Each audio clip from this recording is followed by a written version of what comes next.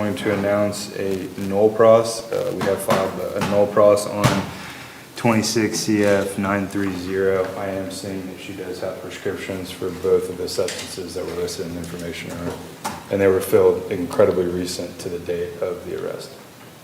All right. So the case is null pros, meaning it is dismissed. Thank you. All right. Thank you. Good day.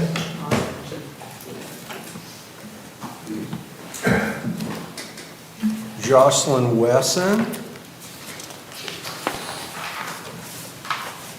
She filled out an application, remember? Granted.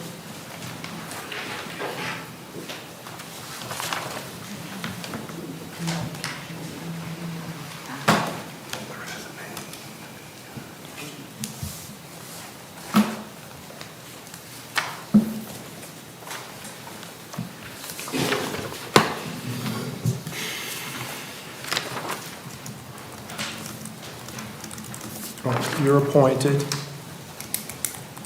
Thank you, Judge. Now, hold on just a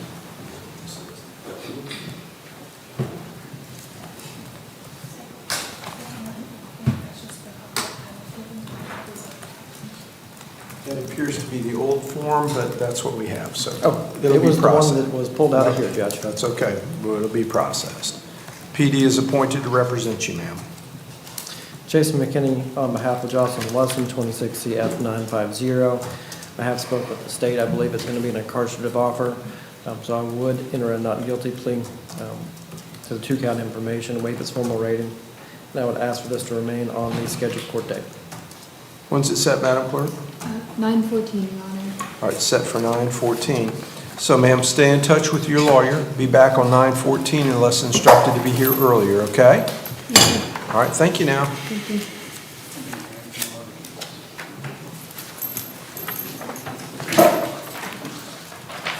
Give me about a week and then make an appointment. All right, Mr. McKinney, I've got several with you and several with Ms. Yeski. You just want me to call them out down the list? Just goes right down the list. Sonny Taylor, please. Mr. Taylor's incarcerated. Mr. 28.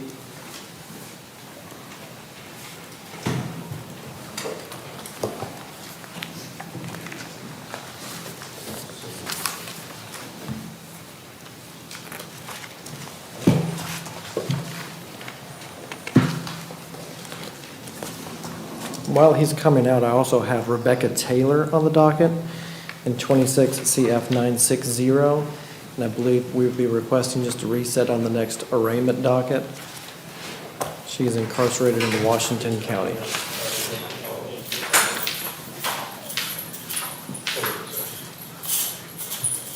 You agree, stay? Okay, he was talking about Rebecca Taylor.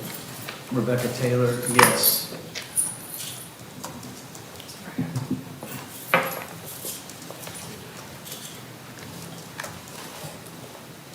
That next date would be for Rebecca Taylor, Madam Clerk. July 16th, Your Honor. 7/16 at 1:30. Thank you, Judge. Judge, I have with me Sonny Taylor. He's here before the court in 26 CF 886. We would acknowledge the receipt of a 1-count information, waive its formal reading, enter a plea of not guilty. I would ask for this to be placed with his other charge, which is 25 CF 279 on 7/13 for pretrial. So ordered. And Judge, I have been in discussions with the state about both of these cases. We are not in a position to address a resolution today, but we're going to work towards trying to resolve the matters ahead of 7/13.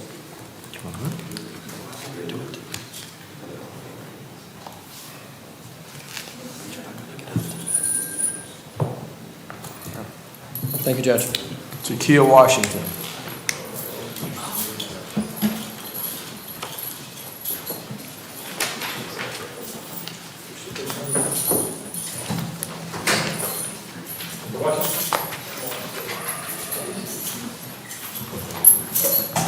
This is Takia Washington. We're not talking about that. Mr. Washington is here in 26 CF 912.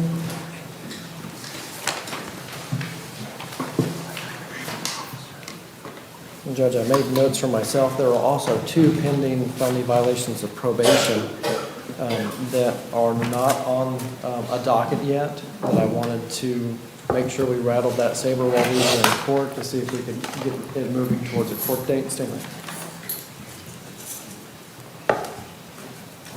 Very good, thanks, Judge.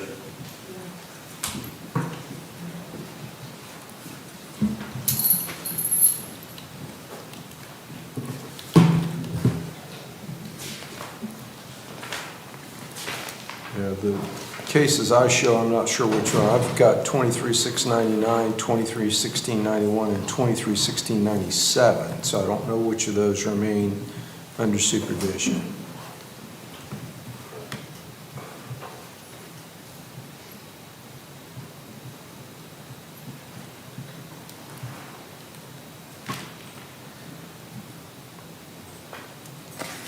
It would be the 23 CF 1691 and 23 CF 699.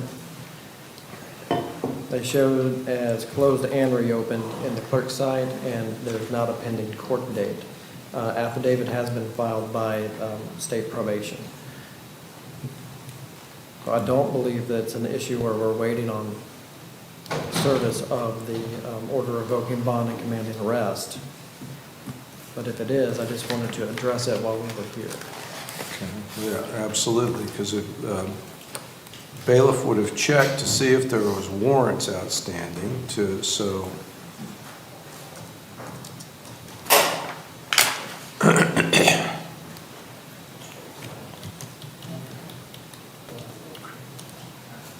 And I see that probation did do their affidavit on 5/18, and that's the last entry.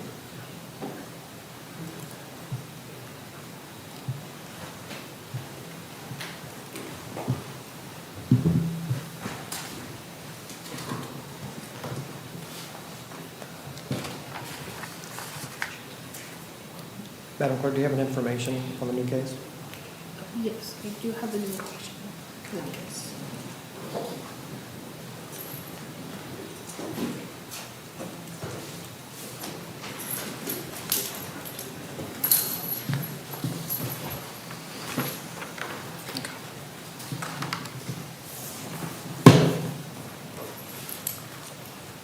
And this is the thing that I see an order commanding arrest and revoke in 699 and 1691. It looks like that was issued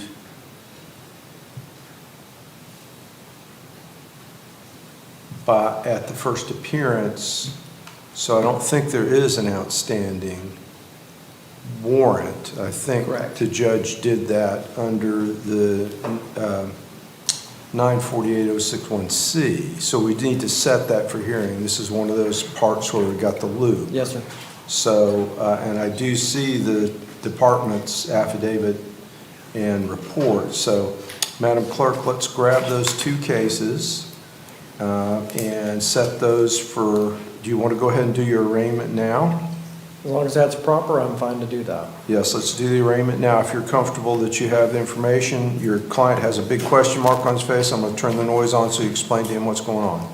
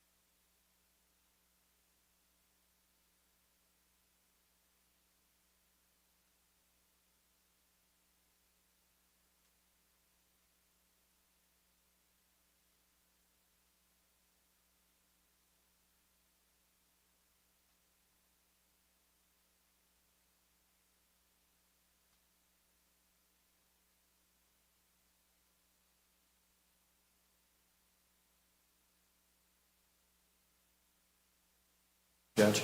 You're welcome, sir. Judge, we would enter a denial in the 2 violation of probation cases that I've announced. That would be the 23 CF 1691 and 23 CF 699. I'm going to ask for that to track with the new law, 26 CF 912, which we would acknowledge receipt of 1 count information, waive its formal reading, enter a plea of not guilty. I would ask for this to be accelerated to the 713 docket for all 3 of those case numbers. Set for 713, all 3. Okay, thank you, Judge. Thank you. Good day, sir. Absolutely.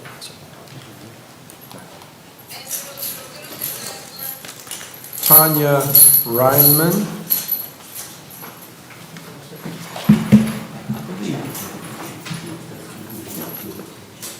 Your Honor, for the record, a notice of appearance was filed by, I believe, Attorney Mr. Browning, and an order relieving the public defender was filed on 6/17. You would probably have fought a written plea. And so you're moving to withdraw? Yes, Your Honor, and it's already been filed. It's already been filed? I didn't Yes. see it. And I believe with the notice of appearance of the private attorney, there's likely a Written plea. written plea of not guilty and waiver of appearance as well. Okay, no, but I mean, it's your motion to withdraw? I didn't Yes. see. Yes, Your Honor. Okay, all right.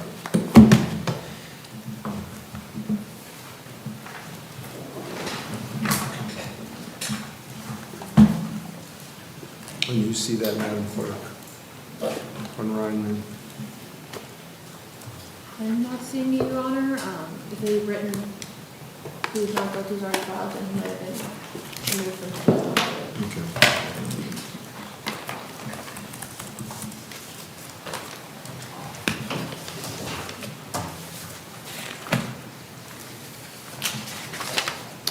Tasha Steele.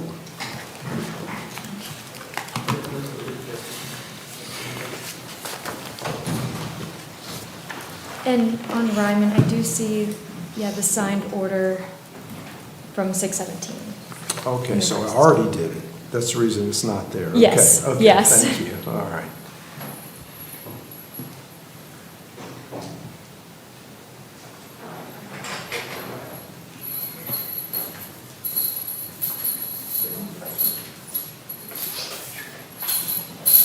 Your Honor, this is Tosha Steele before the court in 26 CF 985. Your Honor, at this time, we would acknowledge receipt of the 1 count information, waive formal reading, and enter a plea of not guilty. Thank you.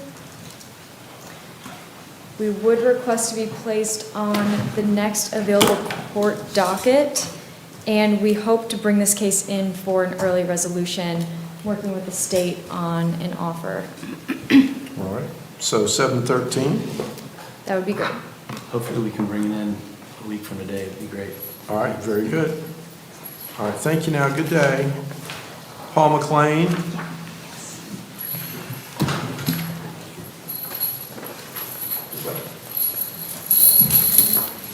All right, now, Mr. McLean, in reviewing this, I see you circled Social Security, but then you put up top your take-home pay.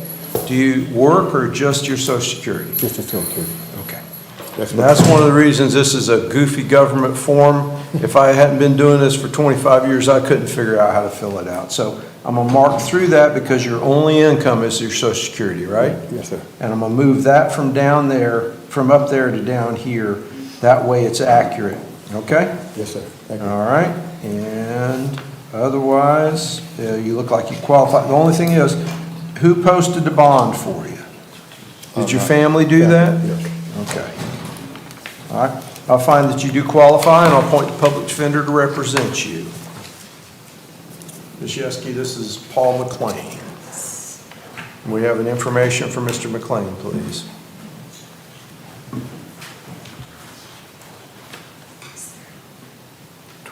Department of Corrections. Can I just have a moment? Yes.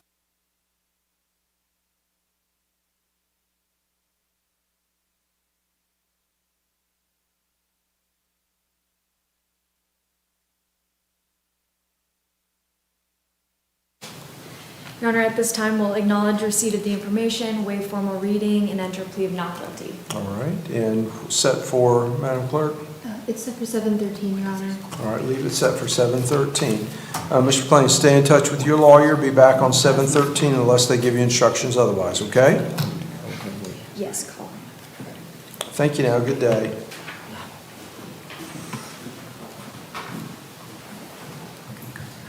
All right, did we cover the 1:30, Madam Clerk?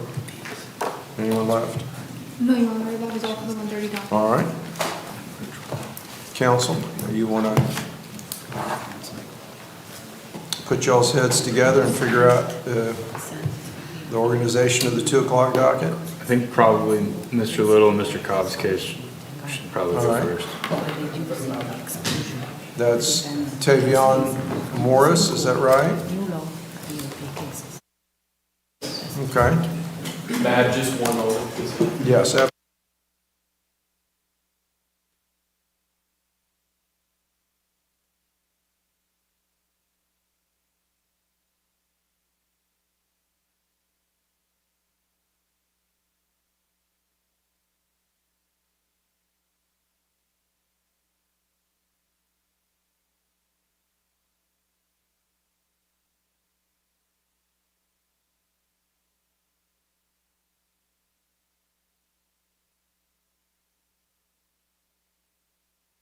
Mr. Morris in 2022, 1809. We're geared up headed towards trial the end of July, and we're here today on the state's first motion in limine.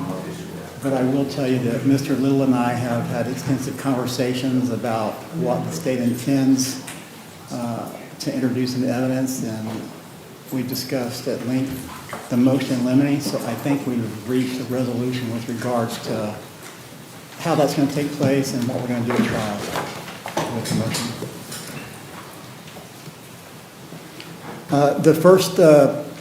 The motion for limine, the first part is about Brittany Crawford, who's the state's expert. Mr. Little and I have discussed about what her testimony will entail. We've deposed her, and I understand what her testimony is going to be. With regards to what she and the is state's expert's name is Crawford? Crawford, her last name's Crawford, first name's Brittany. That's correct. Yeah. She's an investigator with the State County Sheriff's Office. All right. Right, I believe Mr. Little and I have talked about what her testimony is going to be, and the case law is on point in his motion, and her testimony as proffered to me will be acceptable at trial. So I don't know if there's a really need for us to get into that here today about her expertise to testify as to what she's being called to testify about. I believe that's going to be okay. And then the second issue. Okay, so, Go ahead. sure I'm right. The state filed a motion in limine about that, or you filed a motion in limine? They filed a motion in limine about it.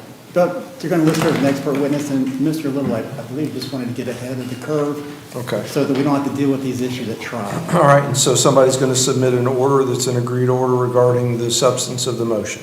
I will draft it, and I'll send it to defense counsel for his review before I send it to Your Honor's judge.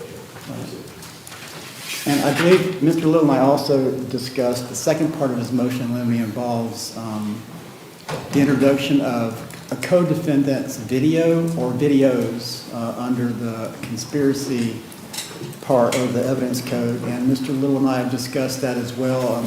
If the state establishes the proper predicate at trial, then based on the case law, based on my experience of handling these type of cases, he would be able to introduce those videos. So that's really it's going to have to be a trial type decision for the court to make if the proper predicate's laid. But we just want to lay it out there for the court to have the opportunity to look at it, even possibly watch them, so that we don't have to waste time during trial to have the jury go by and you say, well, let me look at the videos. We can go ahead and get ahead of it right now. Maybe I'm not explaining it the best No, way. so I'm going to restate. What you're suggesting is that you would have the state proffer the foundation for the admission under the conspiracy exception of the co-defendant, and you want the court to review that proffer in advance of the trial and make a decision so that we don't have to excuse the jury and do that while they're sitting in the back. Well, That's partly what we're asking, but I think you're going to have to make a decision based on what the actual evidence ends up being introduced by the state at trial. You know, I believe there's going to be a proffer what they intend to prove. Of course, at trial, I'm going to argue that they haven't proven the predicate, but I'm stipulating that if the predicate is proven, you'll get to watch these videos. I don't think we're going to stipulate to you that they're going to be able to meet the predicate. We're going to argue about that. And I'm not being, All right. the longer I do this, the more I say, right, I get a snapshot when y'all show up. You know the case in detail more than I do, so I misunderstood. It's Rob's motion, so I'll let him speak up a little bit. If I may, Judge. Yes. I think the issue in the case is defense counsel is not objecting to the actual co-conspirator statements. Really what we're arguing about is whether the state's going to be able to lay the proper predicate for the conspiracy. Right, the foundation to introduce it. Correct. And what my hope is that I've got labeled the state's one a thumb drive that contains the 2 audio clips. For the record, one ends in 6716, the other ends in 7724. They've been provided to the defense. Those are the 2 audio clips that I would plan to introduce as co-conspirator statements. So what I would like is to introduce those as part of this motion, have the court reserve ruling, and listen to these audio clips ahead of trial. That way, when we're at trial, we get to that point at trial, we can excuse the jury, argue about whether the state has met the predicate. If the state has, then ultimately videos will come in based on the foundation the state will be able to lay for the videos themselves. That's what I was trying to say. All right. If the court finds the state has laid the predicate foundation, you don't object to the contents of the 2 statements. I can't. The case law says I can't. If they prove the predicate, they're going to come in under the co-conspirator. Okay, so why do I need to see them in advance? I wasn't clear that the defense counsel wouldn't object to the videos when we discussed Okay. it. Now that I know that, the court would not have to see them. We would just ultimately just be arguing whether the state has established the predicate for conspiracy. So as to part 1 of the state's motion to eliminate, I'll file a written order granting the state's motion as to part 1, part 2. I'll file it as the court reserves ruling as the trial. Yeah, that's correct. And I've looked at the videos and reviewed the case law and the motion for limine, and if the state does meet their burden, then the case law says the court's going to allow that to be introduced as evidence for the jury to consider. And so y'all just work together for the secret sign that it's time for a break after you finish what you believe is the foundation. And that way, you know, the jury doesn't have a hint that what we're talking about, they just leave, and then we'll have the argument. Yes, sir. All right? And that way, it will work seamlessly without giving the jury a hint of what's going on, because that's part of the process. Because your client has a question mark on the plate, and I'm trying to explain why we would do it that way, so that they would have that testimony, and then you and your lawyer and the state would have an agreement that they would say something's time for a break, and we'll take a break, and then we'll listen to the argument about whether the state's met the burden for those to be introduced or not. And then that would also give your lawyer a chance to put on anything out of the presence of the jury that they shouldn't hear as a final argument regarding whether those statements would be admitted or not. So it's that's the way we handle these in every situation, because the jury can't hear that until I make the final decision. And that's the way we're organizing. Does that make sense? Yes, sir. Okay. All right, Mr. very Morris, good. did I explain that to you this morning? But I didn't know if that's what we're going to do. Yes, sir. Okay. Okay. All right. All right. Thank you, Judge. That's the only That's it? case I have, yes. That's all we have, Judge. All right. All right, have a good day. Yeah, and we're set for 7:13, correct? We're set for 7:13 pretrial, and I believe we're set for another motion in The Thursday before jury review. I think the 21st maybe, or the 23rd, one of those 2 days. Yeah, whatever the Thursday is before that Friday jury review, we're set for another motion in limine hearing. All right. Is that right, Madam Clerk? 7:21, is that right? It's 7:23, Your Honor. 7:23. All right. All right, thank you, Judge. All right, thank you. That's all I have, Judge. For these. Yes, sir, Mr. Little. Thank you now. Good day. Thank you, Judge.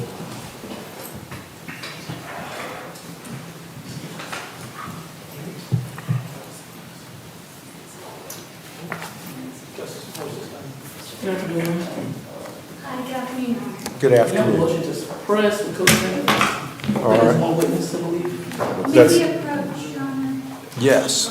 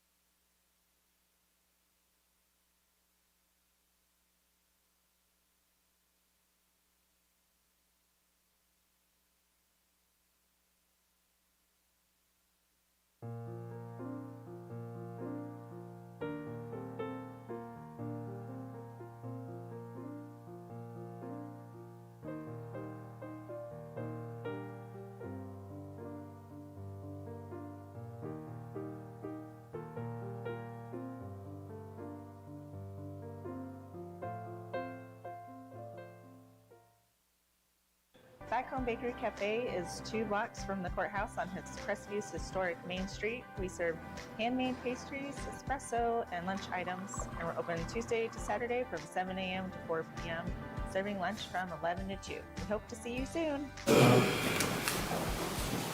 All right, Mr. Weinstock, you got the bond motion, is that correct?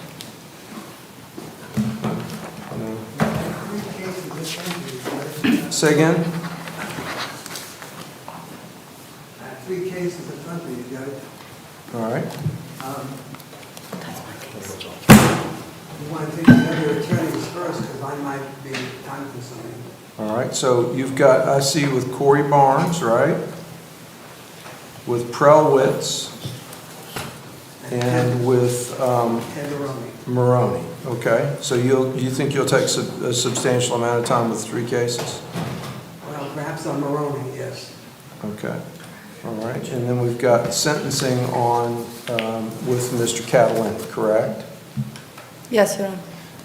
All right, and what about Mr. McKinney with the Rothrocker? Dave, ASA Snow is back with one of the Victim. witnesses, or the victim. That's going to be a sentencing. Mr. Snell's talking to his witnesses right now. Okay, so, and Mr. Catalanic, how much time do you expect you'll be? How much time do you think you'll take, Mr. Catalanic? Mr. Kevin, Patel? Yes, Judge, I don't think it's going to take long. I think we have an agreement. is that right? No, it's with Mr. Snell. Yeah, Mr. Rotten's case is with Mr. Snell. We just talked on the phone Okay, maybe an hour ago. Your Honor, I think there's a suspended sentence on that case. And okay. Well, I'm just trying, we got quite a few things, and I just was Judge, trying Judge, to, let's, it's going to take 2 minutes. okay, well, when does those 2 minutes start? Whenever Mr. Snell comes back. All right, well, I just need to talk to one of my clients back there. for who? Hernandez Cruz, That's the one we've been interpreter for. Jose Hernandez Cruz. Okay, and so how long will you take on Jose Hernandez Cruz? Mr. Cruz should be your plea, sir. Okay, very good. Yes, sir, to 11/29, Okay. if all goes well. So you have an agreement on both of yours? I just need to speak to Mr. Cruz. Okay.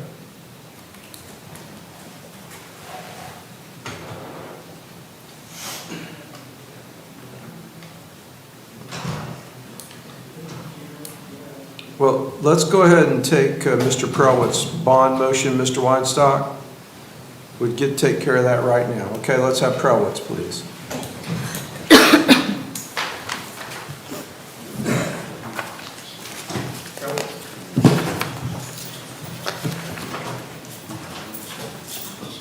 Your Honor, approaching is James Prelwitz, case number 24 CF 178. We filed a motion for a bond modification. And as I pointed out in my motion there, Mr. Prelwitz has been incarcerated now for about 2.5 years. And since he's been through 4 different defense attorneys, And because of his long incarceration, he has lost basically almost all of his assets right now. The current bond is $100,000. He is obviously unable to pay that. He's probably unable to even pay the 10% for a bail bondsman on that. So we are requesting that the court modify his bond to $5,000 and allow a signature bond or release him ROR.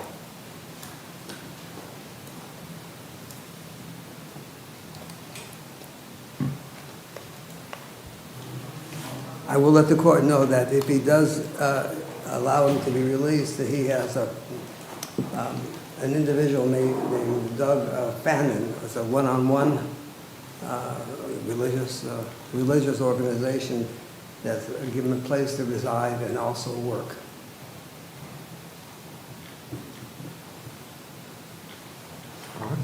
State wish to be heard.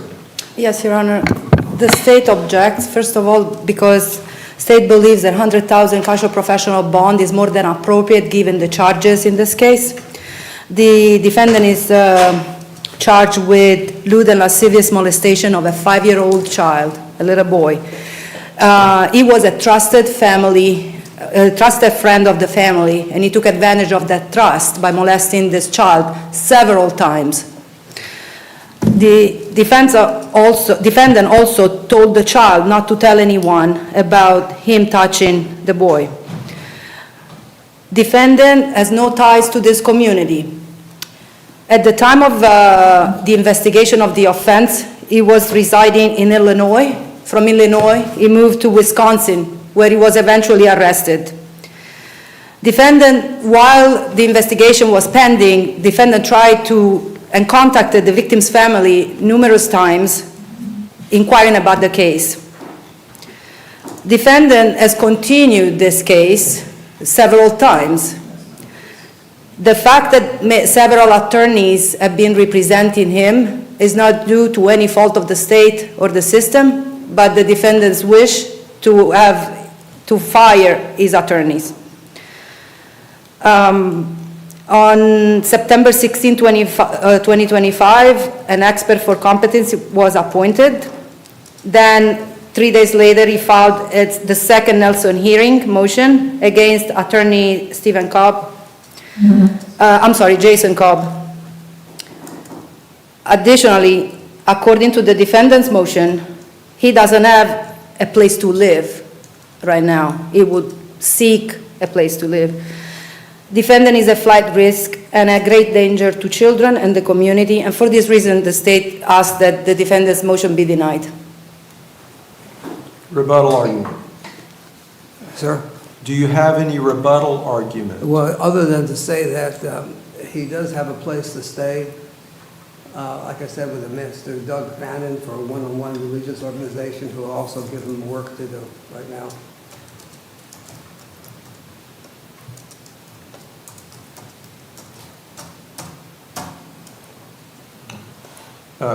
Having heard the arguments, consider the motion, and understanding the 903046 factors, the motion is respectfully denied.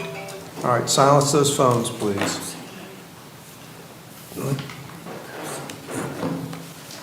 We have on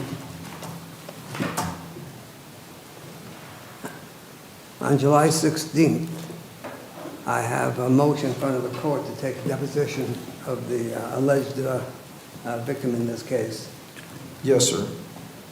So I'm going to ask the court to set the next scheduled date beyond that. Say again? I'm going to ask the court to schedule the next court date. My notes indicate that we've set that on the 16th and that we're going to take up status of the case on the 16th, was what I understood. Is that what your notes indicate, Madam Clerk? Well, my notes say that I have a hearing in front of you on the 16th for my motion to take depositions. Yes, sir, that, I'm agreeing with you, and my notes indicate that at the time of that motion, we'll decide the status of the case and when it's set on the next trial docket. I understand. Okay. Your Honor, may I be heard about the date, please? Yes. And that the 16th falls into my trial week with Judge Oberlisen in the North End, would it be possible to set this hearing for the 23rd, which is the week after the 16th? Well, that's beyond this trial cycle anyway, so can you be available on 23? Yes, yes. I'm talking to Mr. Oh, sorry. Weinstock.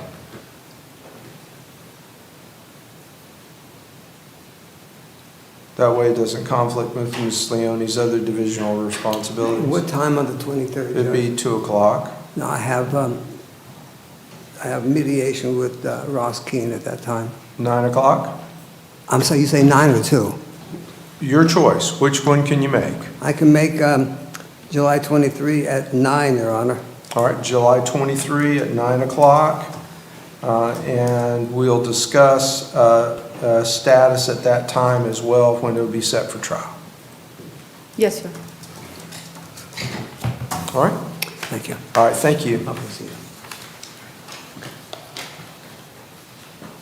I'll try to do it by this weekend.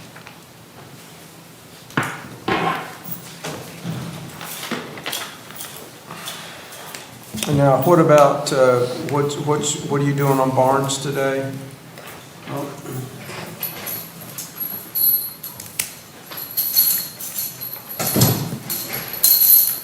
This is Corey Barnes. This is case number 02CF2198. This is 3.850. I have a stack of information that I really haven't perused effectively on this case. So I'm going to ask the court to set it for next calendar date, July. Okay, so my notes are this was a status today, correct? Is that why we're here? Yes, Your Honor. That's correct, Your Honor. Okay, and so Mr. Barnes should remain here, so you'll have access to him, so you can review these documents and be prepared. Absolutely. When do you wish to set it for the next status date? Well, I'm going to come here on July 23rd, so. Okay, we'll set it on 7/23 at 9 o'clock as well for you.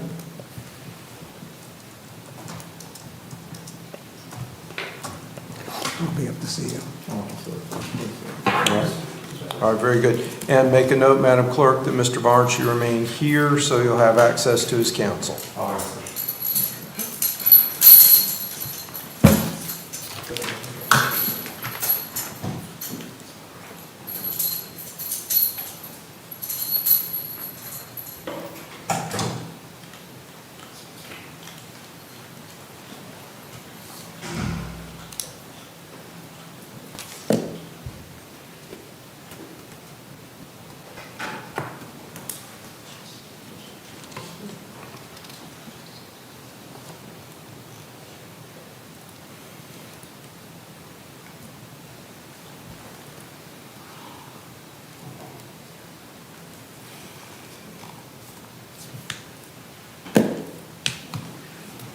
All right, and then on Maroney, what are we doing on Maroney, Mr. Weinstock? Well, as I mentioned earlier, I believe it might be a long time, so you may want to have some other All right, attorneys. Mr. Catalinic, are you ready with one of your cases? Yes, sir. All right, come on. Your Honor, one of my cases needs an interpreter, but we can do the other one. We can do Mr. Raton. All right. That's 5 minutes, she's in on Zoom, interpreting on Zoom, so it's going to be a little. Okay, well, let's have Mr. Raton, please.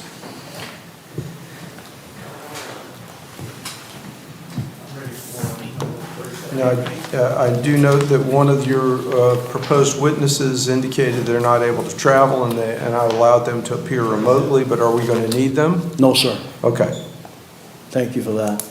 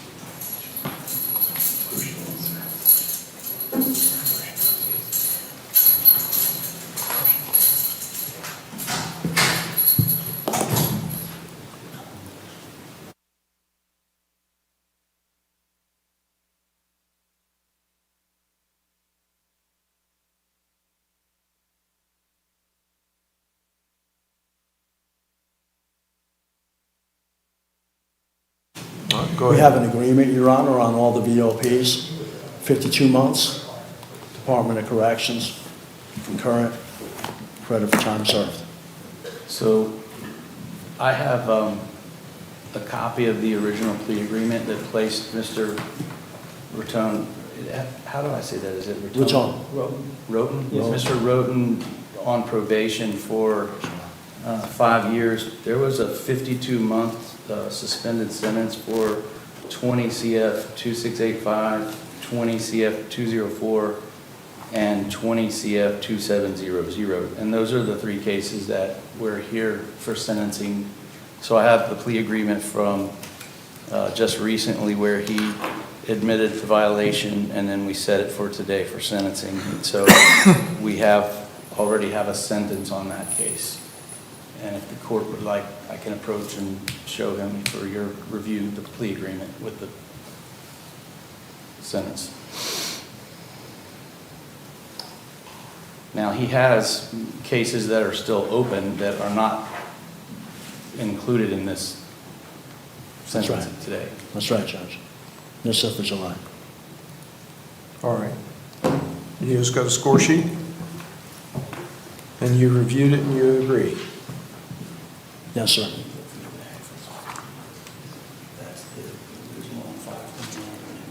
All right, okay. I just need a score sheet. Okay. So it's 52 months DOC credit for all time served, concurrent but not necessarily coterminous because of the potential of different time served.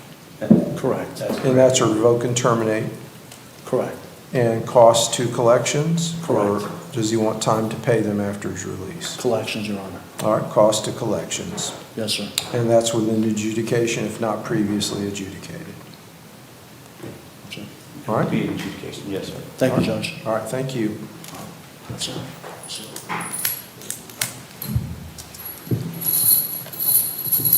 Five.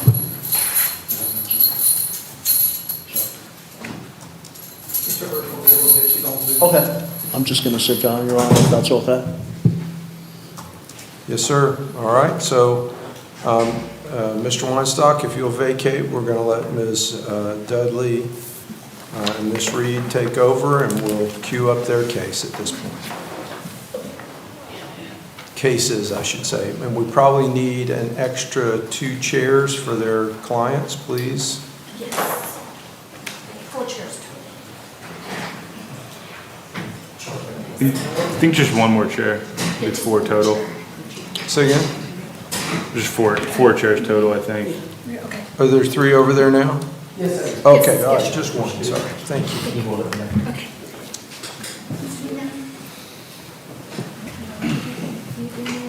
Say again. The plea was only issued back in May.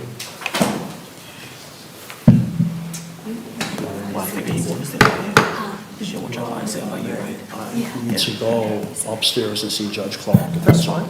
I'll be That's fine, just come on back. Yes, sir. There's not one.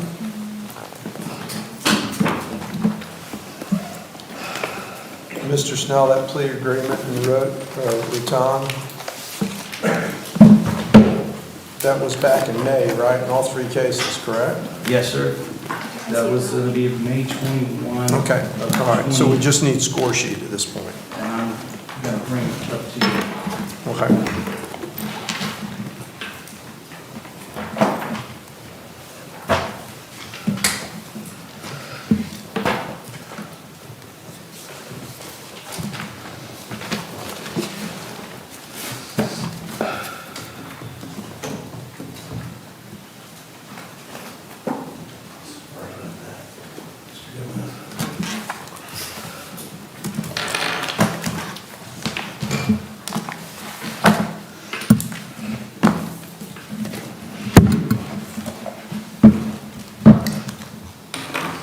Good afternoon, Your Honor. We're here for case with Mitchell McNabb, which is 24 CF 2631, and then Kareem Mitri, 24 CF 2632. These are both motions to suppress involving the same incident as the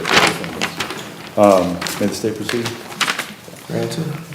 At this time, Your Honor, the state would call Officer Edgardo Santiago, please.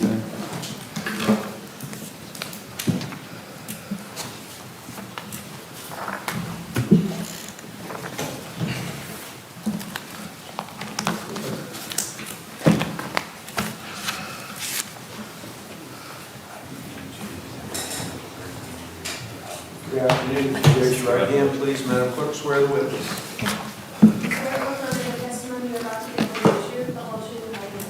I do.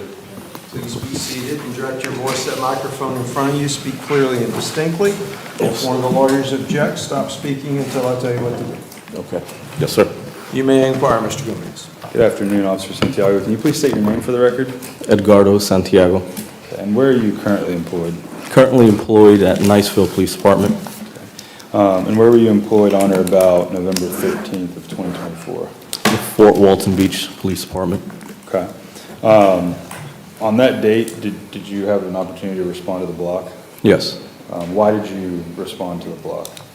We received a call for service, reference possible narcotics activity in the parking lot. Okay. And what specifically did the call or the dispatch relay to you in regards to that narcotics activity? Yes, our dispatch relayed to us that it was going to be a vehicle parked in the parking lot. It was a Toyota Camry. That there was two individuals looking through cash. They had a bag with them.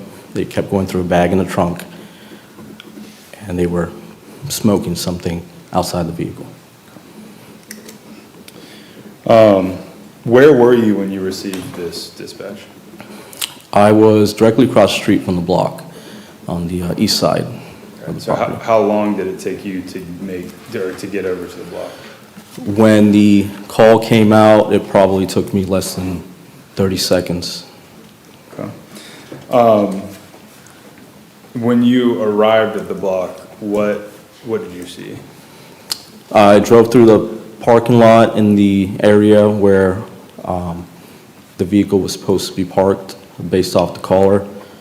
I passed by a gray Nissan Altima with, there was two people inside. I looked inside the vehicle. They had a dome light on, and I could see both subjects looking down at the center console. So both subjects were, one was in the front passenger seat, the other one in the front driver's seat. And then I saw, yeah, that's what I saw, and then I parked the vehicle. Okay. Once you parked the vehicle, I'm assuming, did you get out? Yes. What was the first thing you did when you got out? So I walked towards Ron, which was the manager of the block. I saw him outside the door. Okay, and what happened with Ron? I walked up to Ron and I said, hey, is it, I don't see the Camry, is it going to be the Altima? And he said, yes, this one. Did he point to that vehicle? He gestured with his body, yes. After speaking with Ron, what did you do? So that's when I determined that that was the vehicle in question. So I turned around to walk towards the vehicle, and I made contact with both subjects who were outside the vehicle at that time. Okay. At the time that you made contact, did you personally observe any criminal activity? No. Okay. While you were making contact, did you personally observe any criminal activity? No. Okay. What did you do after speaking with the two individuals? After I spoke with them, I collected one of the IDs. I told one of the officers to wait there while I went inside the block to review footage, but also to kind of get more information about what exactly they saw, what was going on. Okay. At what point would you say the two individuals were detained? At the point where they walked towards me and I told them, I started speaking with them, and I told them that, I don't recall exactly what I said, but I said, wait here and I started talking to them. Okay.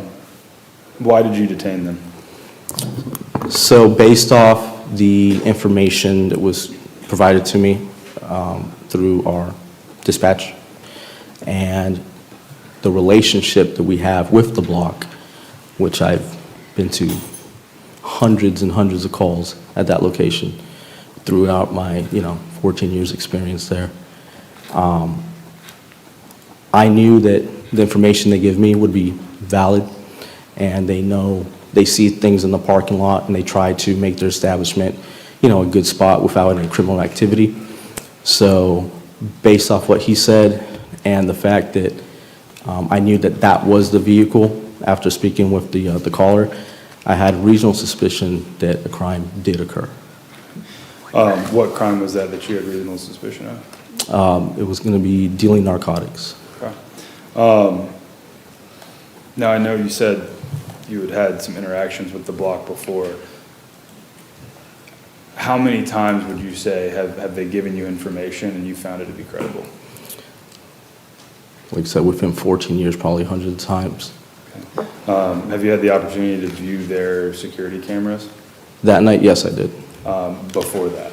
Before, yes, I have. What was the quality of their security cameras? They're very good, very good. Probably one of the best in the city. Okay.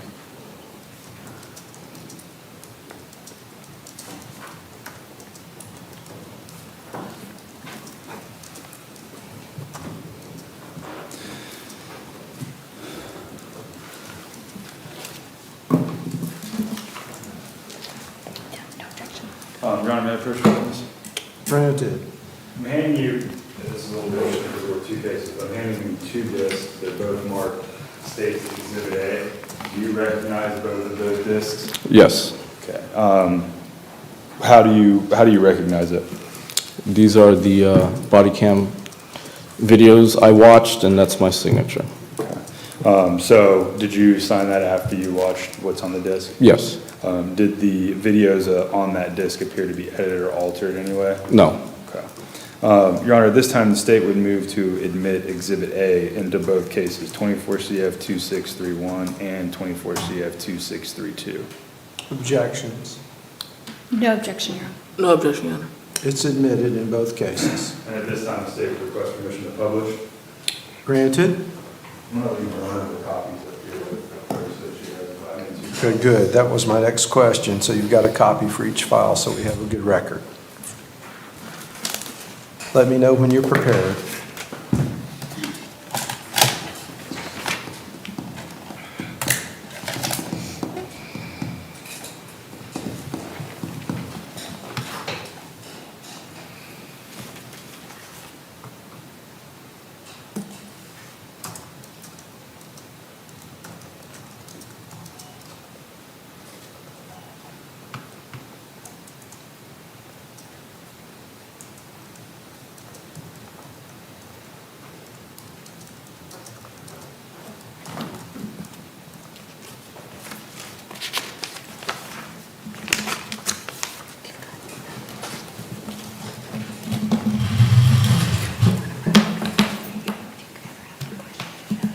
And Madam Interpreter, Mr. Catalinick's case is the one we need you with. He's in Judge Clark's division right now. As soon as he's back, he'll need to chat with his client in the interview room before he comes back to do his business with the court, okay? Thank you. Your Honor, the state's ready to proceed with the video.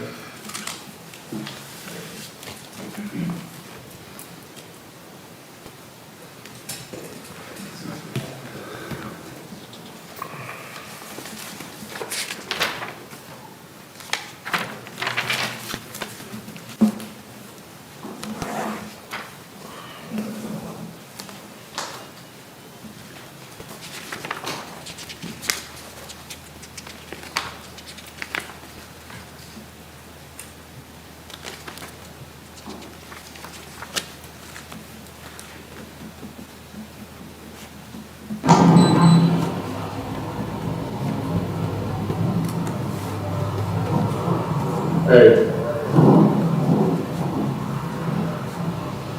Ano yung sense sa'yo na isang tumala sa dismissal?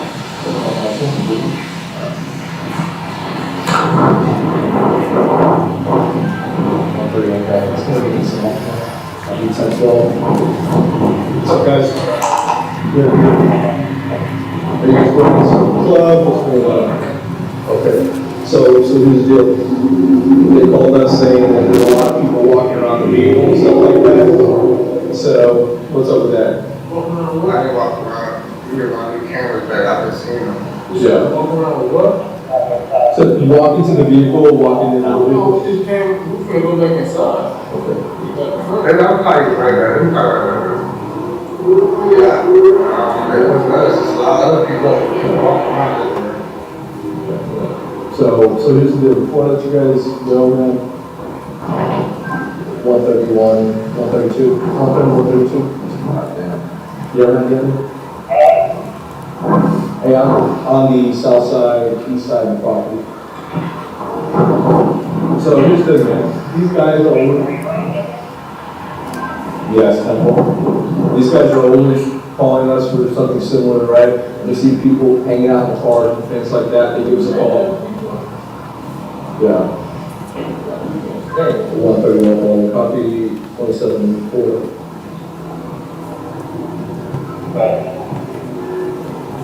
And Mike, 251-553-91-0030.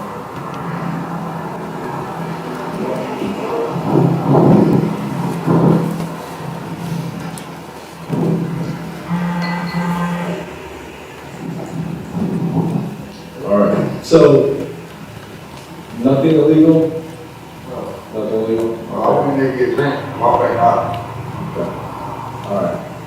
Okay, let me hold on. Let me talk to the caller real quick, and I'll be right back. Okay? Yeah. Hey, can you hang out with them real quick?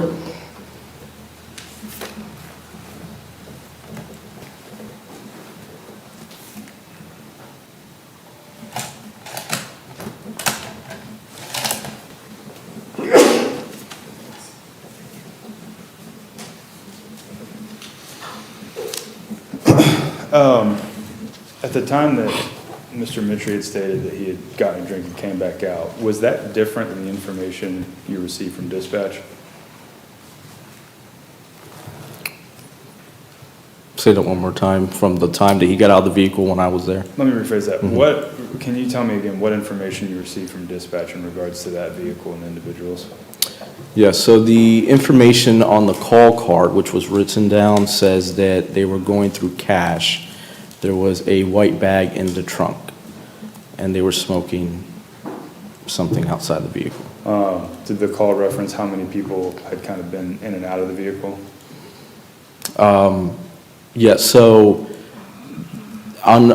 so there was also radio traffic, which I don't recall all the radio traffic, but based off my supplement, I believe, and the video, they talked about foot traffic coming in and out of the vehicle, or coming towards the vehicle, multiple people. Okay.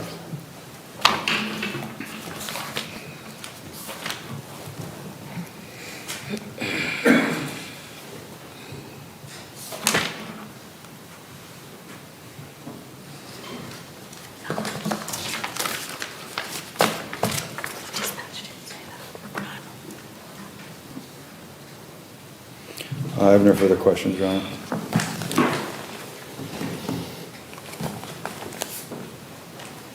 Hi, good afternoon. Hey, good afternoon. Officer Santiago? Yes, ma'am. Okay. First, I want to talk about the information you received from dispatch. You said that the information, and it kind of sounds a little bit like information you received from dispatch, but also from the video about foot traffic going to and from the vehicle in question. Is that correct? Yes. Okay. I am going to show you what will be marked for ID as Defense Exhibit A for identification. Details report. 22 pages.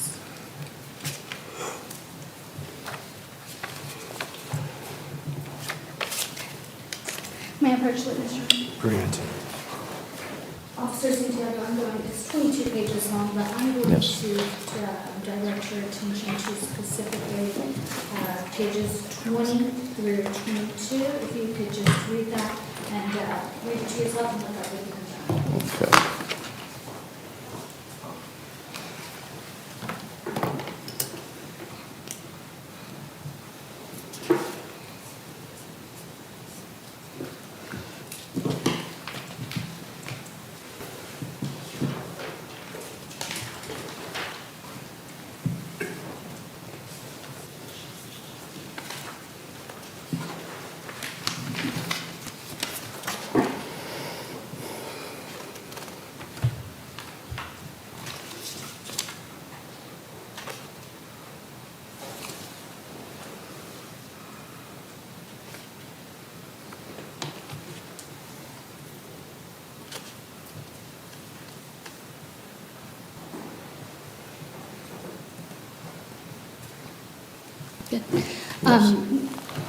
Nowhere in this would be an accurate reflection of the call detail notes, correct? That was relayed to dispatch, relayed from dispatch to you?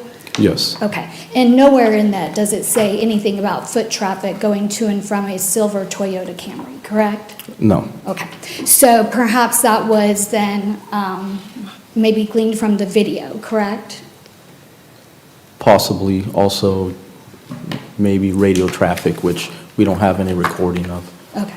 But today would be the first day that you've testified about there being radio traffic of foot traffic going to and from a vehicle? Yes. Okay. And to be clear, Mr. McNabb was detained prior to you going into the establishment and reviewing the surveillance footage, correct? Yes. Okay. Now, you responded to, I believe what you said is a possible narcotics activity at the block, is that correct? Yes. Okay, and dispatch advised it was a silver Toyota Camry, correct? Yes. And that would have been, and that information was actually incorrect, you learned on scene, correct? That's correct. Okay, and it was actually a Nissan Altima is the make and model of the vehicle we ended up dealing with, correct? Yes. Okay, so the accuracy of the information was not completely accurate, would you agree? Yes. Okay. And the vehicle description was wrong, correct? Yes. All right. Dispatch did not tell you that narcotics had been seen, correct? That's correct. All right. Dispatch did not inform you that drugs had been observed? That's correct. Dispatch did not tell you that they had witnessed a drug transaction? No, that's correct. Okay. No one had witnessed cocaine? Correct. No one had witnessed fentanyl? Correct. No one had witnessed marijuana? Correct. Dispatch merely relayed to you that there were two individuals in a vehicle looking through cash and smoking, and there's a bag in the trunk, correct? Correct. There's nothing illegal about smoking in a vehicle, correct? No. There's nothing illegal about having cash in a vehicle, correct? No. And there's nothing illegal about having a bag in the trunk of a car, correct? No. All right?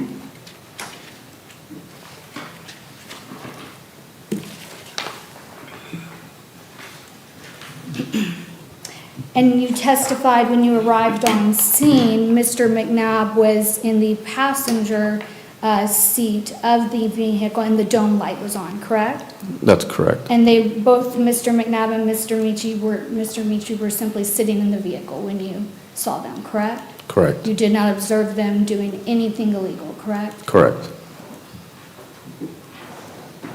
And in fact, when you observed them, you did not observe them exchanging money? I did not see that. And you did not actually even see money, correct? Correct. You did not observe any hand-to-hand transactions? Correct. You did not observe any narcotics? Correct. Or any other illegal contraband? Correct. Did not observe any weapons, correct?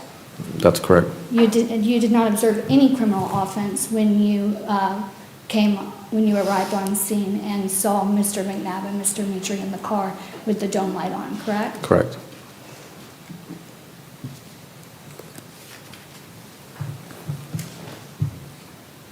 And so it's your testimony today that they were not doing anything illegal when you arrived on scene, correct?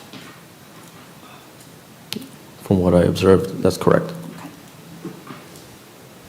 And you qualified that with from what you observed, but I think I just went through everything that dispatch had relayed to you, and dispatch had also observed nothing criminal.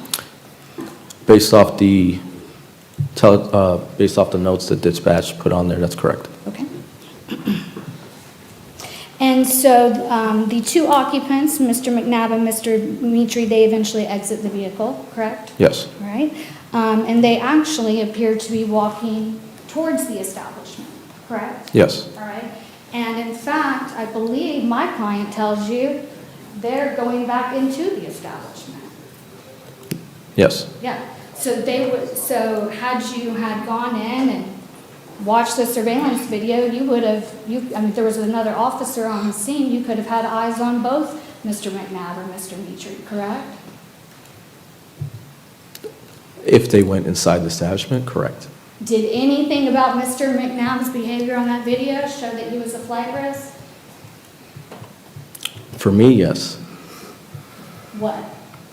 His position, and he kept looking right.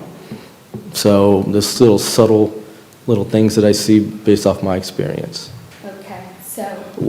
I apologize. Right, perhaps that was the other officer that arrived on scene to his right. Oh, that's true. Could be that. Could be. But I think one of them has a drink in their hand. That's correct. Right. If they had the opportunity to flee, they could have just fled in that vehicle, couldn't they? That's correct.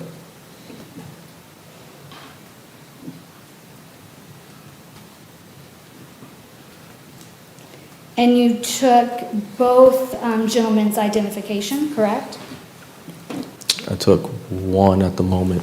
Mr. McNabb, my client? Yes. All right. And you actually handed that off to another officer who had arrived on scene? That's correct. All right.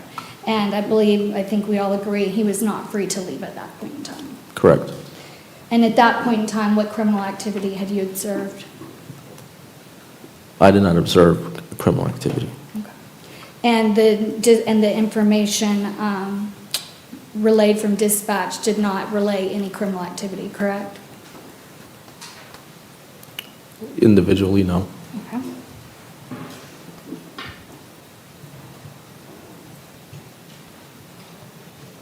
Before you went inside, had you had the opportunity to watch the surveillance footage?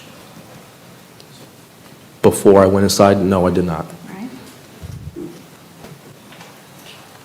Before you went inside, had you had the opportunity to speak to the complainant who made the call? Just for the brief second with Ron. The gentleman you spoke to on the video before you made contact with Mr. McNabb? Yes. Okay. And it was to clarify the incorrectly described vehicle, correct? Correct. You did not speak to that gentleman about any more activity that he observed, correct? That's correct. But you had the opportunity to do so. I could have spoken to him.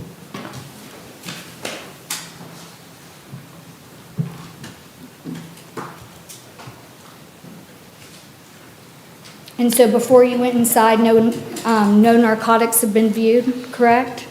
Correct. Before you went inside, you had not seen any money exchanged, correct? Correct. And before you went inside, you had not observed any illegal conduct. Correct.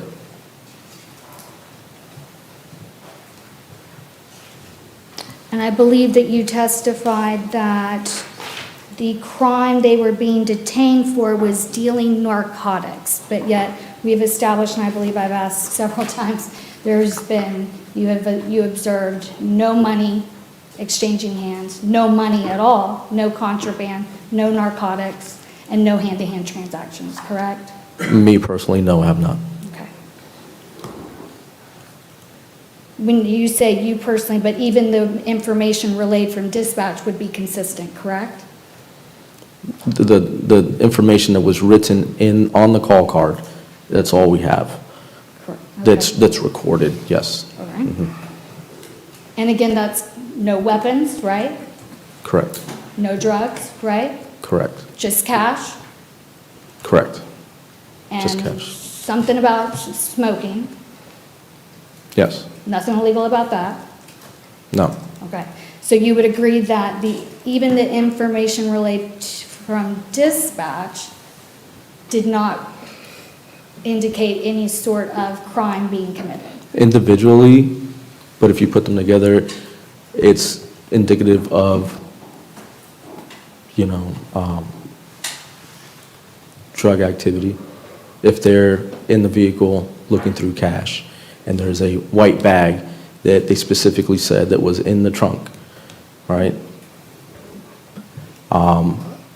You may Based- have a hunch, but right now, you're not seeing anything other than some kind of suspicious behavior. Based off the prior history with the block. But that's not my question, sir. My question is, you've got a little suspicious activity before you go inside and look at the video, correct? I believe it's more than a hunch. I know you do, but based on what? Because we've already established that money and counting money and exchanging money is not illegal, right? That's correct. Okay. 2 adults smoking is not illegal. Correct. And let's also, you didn't find any discarded contraband in or around that vehicle, correct? According to the report, I believe that Sir, I watched the video. There was no illegal contraband found outside of that vehicle. Discarded contraband. on my body cam, if you watch the video, then yes, that's correct. Okay. And there had been, in fact, there were not even search warrants applied. If you're talking about dealing in narcotics, there were not even search warrants that were applied for these 2 men's cell phones, correct? I do not know about that. But yet the crime they were suspected of was dealing narcotics. Trafficking, yes. Okay. Now it's trafficking? Sorry, dealing narcotics. All right.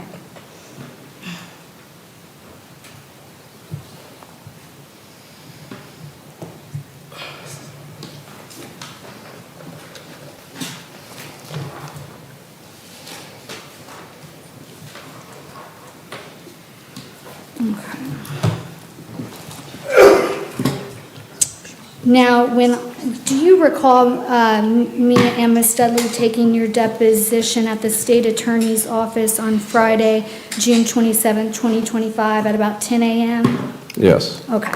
And in that deposition, I specifically asked you that at the time you handed Mr. McNabb's identification to another officer and told that officer to watch him, that I asked you what crime had he committed at that point, and you stated no crime at that point. Yeah. Okay.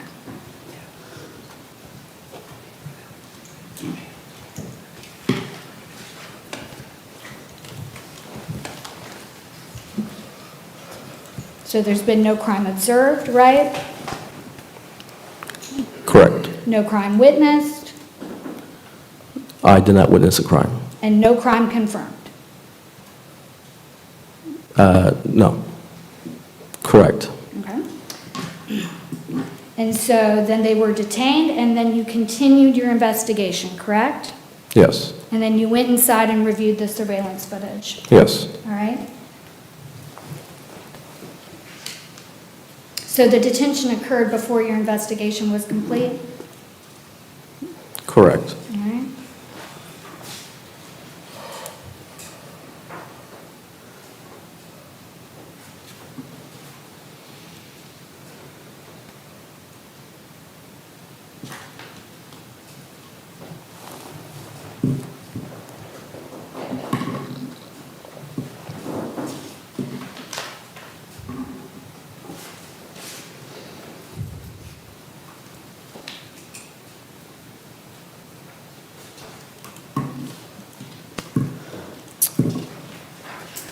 And then at that same deposition, I asked you what crime had they been detained for, and at that point, at your deposition, it was suspicion of narcotics. Yes. Okay, but today it's distribution of narcotics. Is that correct? Yes. Okay.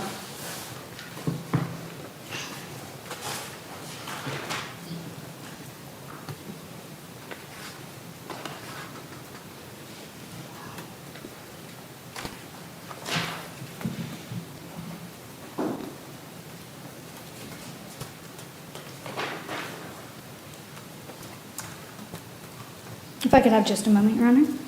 Yes.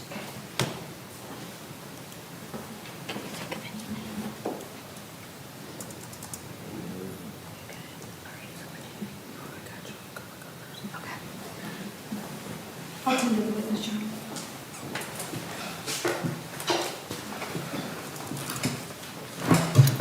Honor. May I approach Madam Clerk with the exhibit that I did use for identification? Yes. It's just for ID only. Good afternoon, officer. Hey, good afternoon. You mentioned earlier you were close by when you got the dispatch call. How close were you? I was on, it's been a while, Chicago and Ferry, I believe. So right across the street from Ferry Avenue, right across the block. I could see the block from where I was at. So it took you no time to get there, right? Correct. And when you got there, you said the dome light was on and the suspects' heads were down, correct? Correct. So they didn't see you when you came in? That's correct. So when you came in, did you see a bunch of people coming toward the car? No. And you came in, was the trunk open? No. So when you came in, you couldn't corroborate anything as far as multiple individuals coming from the car to or from the car, correct? Correct. You couldn't corroborate anything about cash, correct? Correct. Did you look in the parking lot to see if there was a Toyota Camry when you came in? Yes. Yes, I was scanning the parking lot for a silver Toyota Camry. And that's what you were looking for based on the calls as a Toyota Camry, correct? Yes.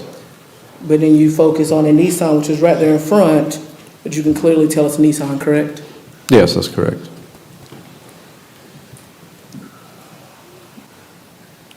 You testified, and I think you keep saying that you didn't see any narcotics, I guess implying that somebody saw a drug transaction. At one point, any information was relayed that there was a drug transaction occurring? That I do not recall. When dispatch relayed information, there was nothing in there that stated narcotics were in this white bag, correct? Correct. As a matter of fact, you don't know if anything illegal was in the white bag, correct?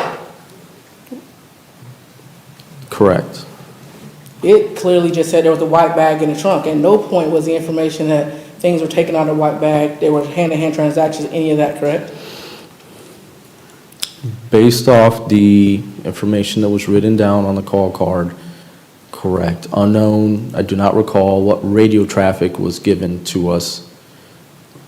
That's not recorded. I don't know if it's recorded or not. You keep saying radio traffic, but we did a deposition, and it took a while. And you never mentioned radio traffic. During the deposition? Correct. I probably have some time to think.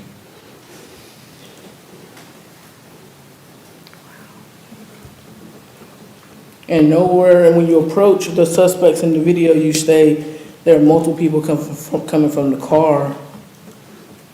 But that's not illegal, is it? No.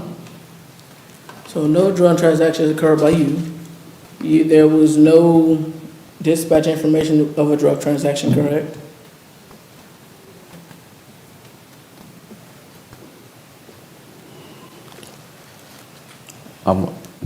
Based off the information I have, I'll say no.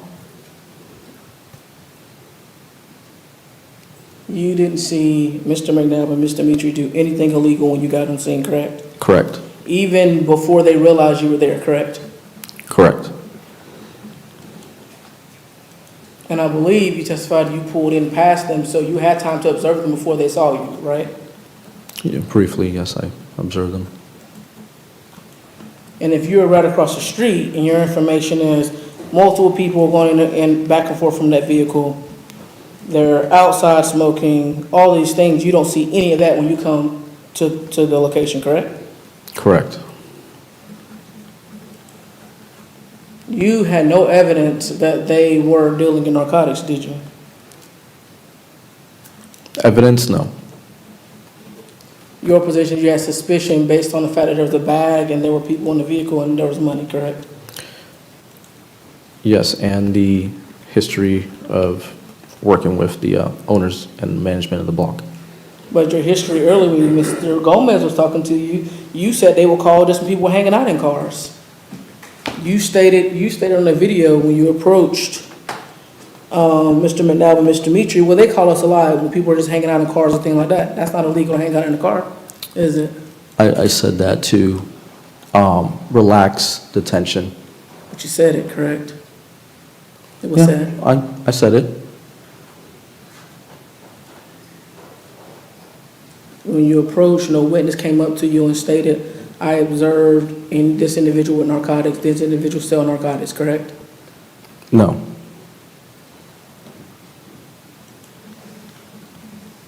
And both individuals stated they weren't doing anything illegal. They went inside to get a drink, they came back outside, and that's all that they said occurred, correct? Yes.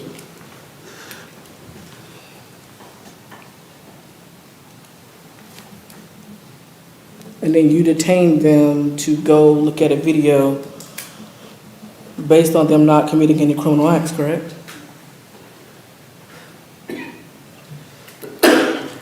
No criminal acts that I observed, that's correct.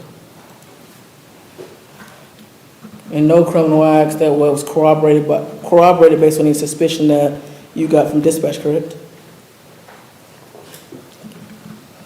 Based off the recorded information individually, no.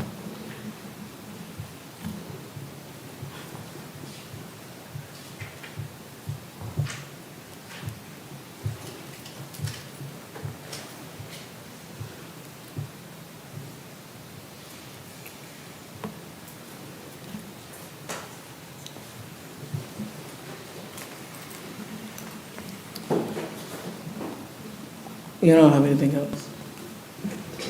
Redirect. Yes, Your Honor.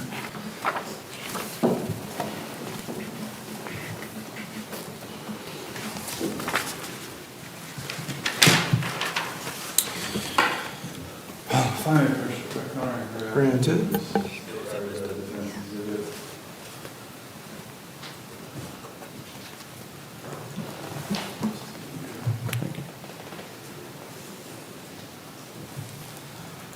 Can you turn to page 20 of 22 on that incident detail report?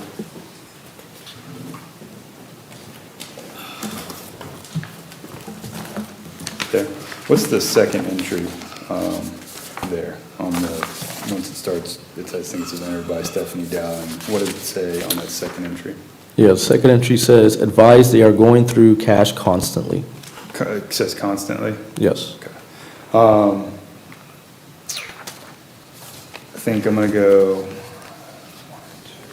3 down from that. I think it starts with WM and BM. Can you read that one? WM and BM in vehicle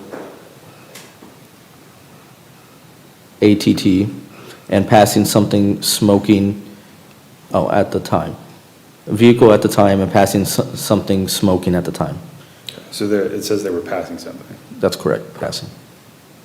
And then 2 more down from that, what does that state?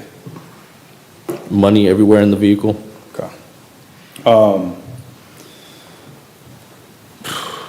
Does dispatch write down every word that they relay to you on radio traffic? No. I'm going to object as to speculation. Overruled on speculation. When you arrived on scene, what did you observe them doing in the vehicle? They were looking at the console, both at the same time, so the driver had his head to the right, looking down, the passenger had his head to the left, looking down. think you had mentioned your relationship with the block. How often have you been called to the block for narcotics-related transactions or narcotics-related issues? Like I said, probably I will be safe and say once a month. Okay. So it's often that you deal with narcotics at the block? Yes. How many narcotics crimes in general would you say that you've been a part of investigating? Probably a few hundred. Okay. How many of those involved large amounts of cash? A few, yes. Okay.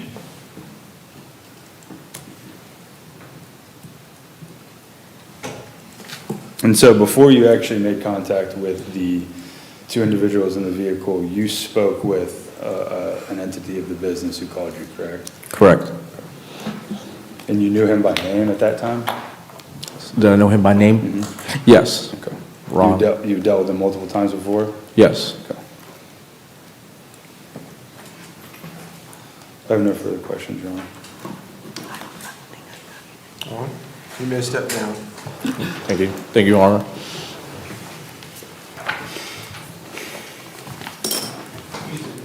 Sit here.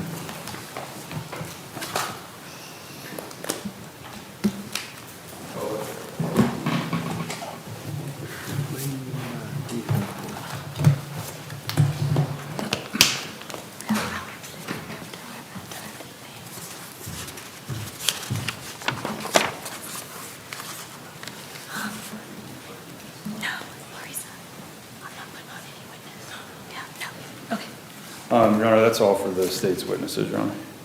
All right. And there's none from Mr. McNabb's. Not from Mr. Demetrius, well, Your Honor. All right. Arguments? Yes, Your Honor.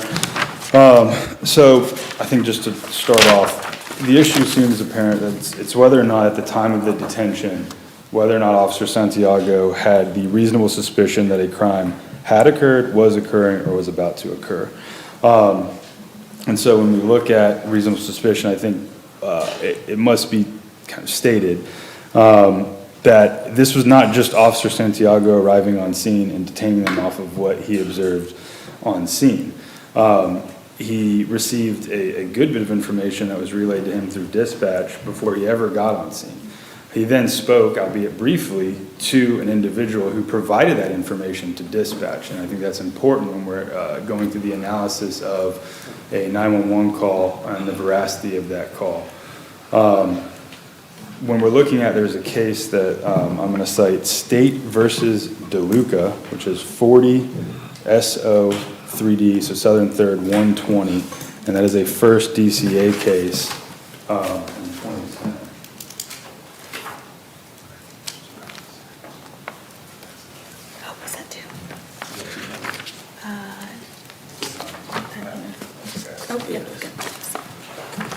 That's State versus DeLuca, 40 Southern 3rd 120. It's a Florida first DCA out of 2010. They discuss that when police act on the information of an informant, the reliability of that information must be established before a citizen can be stopped and frisked.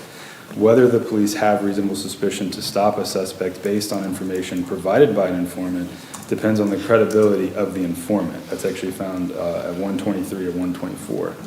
They go on to state that the spectrum of reliability ranges from the relatively unknown veracity and reliability of an anonymous unknown tipster whose assertions of criminal activity typically cannot be verified and thus require independent corroboration, to the presumed high reliability of a citizen informer crime victim whose motivation in reporting the illegality is the promotion of justice and public safety rather than financial gain, and who can be held accountable for the accuracy of the information given.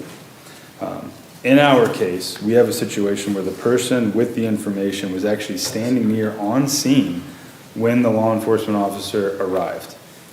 He was able to actually speak with that individual, and they actually cleared up a potential discrepancy in the specific type of vehicle that was at issue, whether it was a Nissan Camry or an Altima. And the individual, as you can see in the video, alluded to it's them over there. I think he said something to that effect, maybe not those exact words.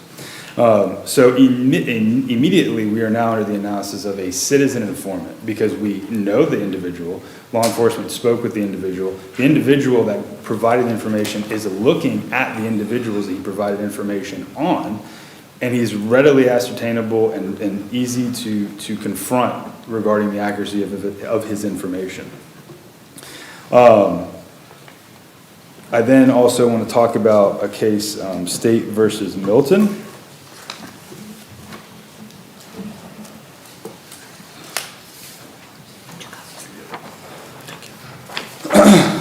That is 425 Southern 3rd, 733, and this is a first DCA from 2025. And I kind of... Say again, this citation? I'm sorry.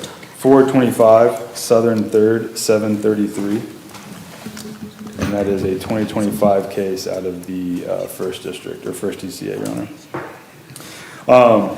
And I want to talk about this case because it said something I think that is very important when we're looking at the testimony that we just heard from Officer Santiago, the video, and the dispatch. In order to justify detention, and they say Terry stop in their case, a law enforcement officer must have a well-founded articulable suspicion that the person detained has committed, is committing, or is about to commit a crime. Reasonable suspicion need not involve the observation of illegal conduct. It depends on probabilities, not hard certainties, and is based on an assessment of the whole picture. And then they go on to say that they hold the CI's information in that case did not describe innocent details of identification, and rather the information provided was specific enough for law enforcement to develop that reasonable suspicion was that a crime would be conducted by a certain individual at a given location at a specific time. Now, in that case, there was a CI who had informed law enforcement officers in Bay County that a drug transaction was about to occur. He provided the identity of the defendant as well as, I think, a phone number and the location. And then shortly before it was supposed to happen, he then he calls them up again and says, hey, it's changed to the Waffle House.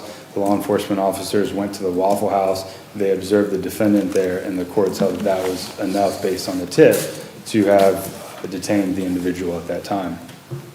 That's a very, I'm not going to say very similar, that is a similar set of circumstances that we have here. Dispatch, if you look at, I think it was exhibit A for the defense, talks about the advised that they were going through cash constantly. That is not that they were doing it one time, it was they were going through cash constantly. They have a cup on top of the car. He has a white bag in the trunk. There's a white male and a black male in the vehicle at the time, and they were passing something at the time, smoking something at the time. And so there's money everywhere in the vehicle.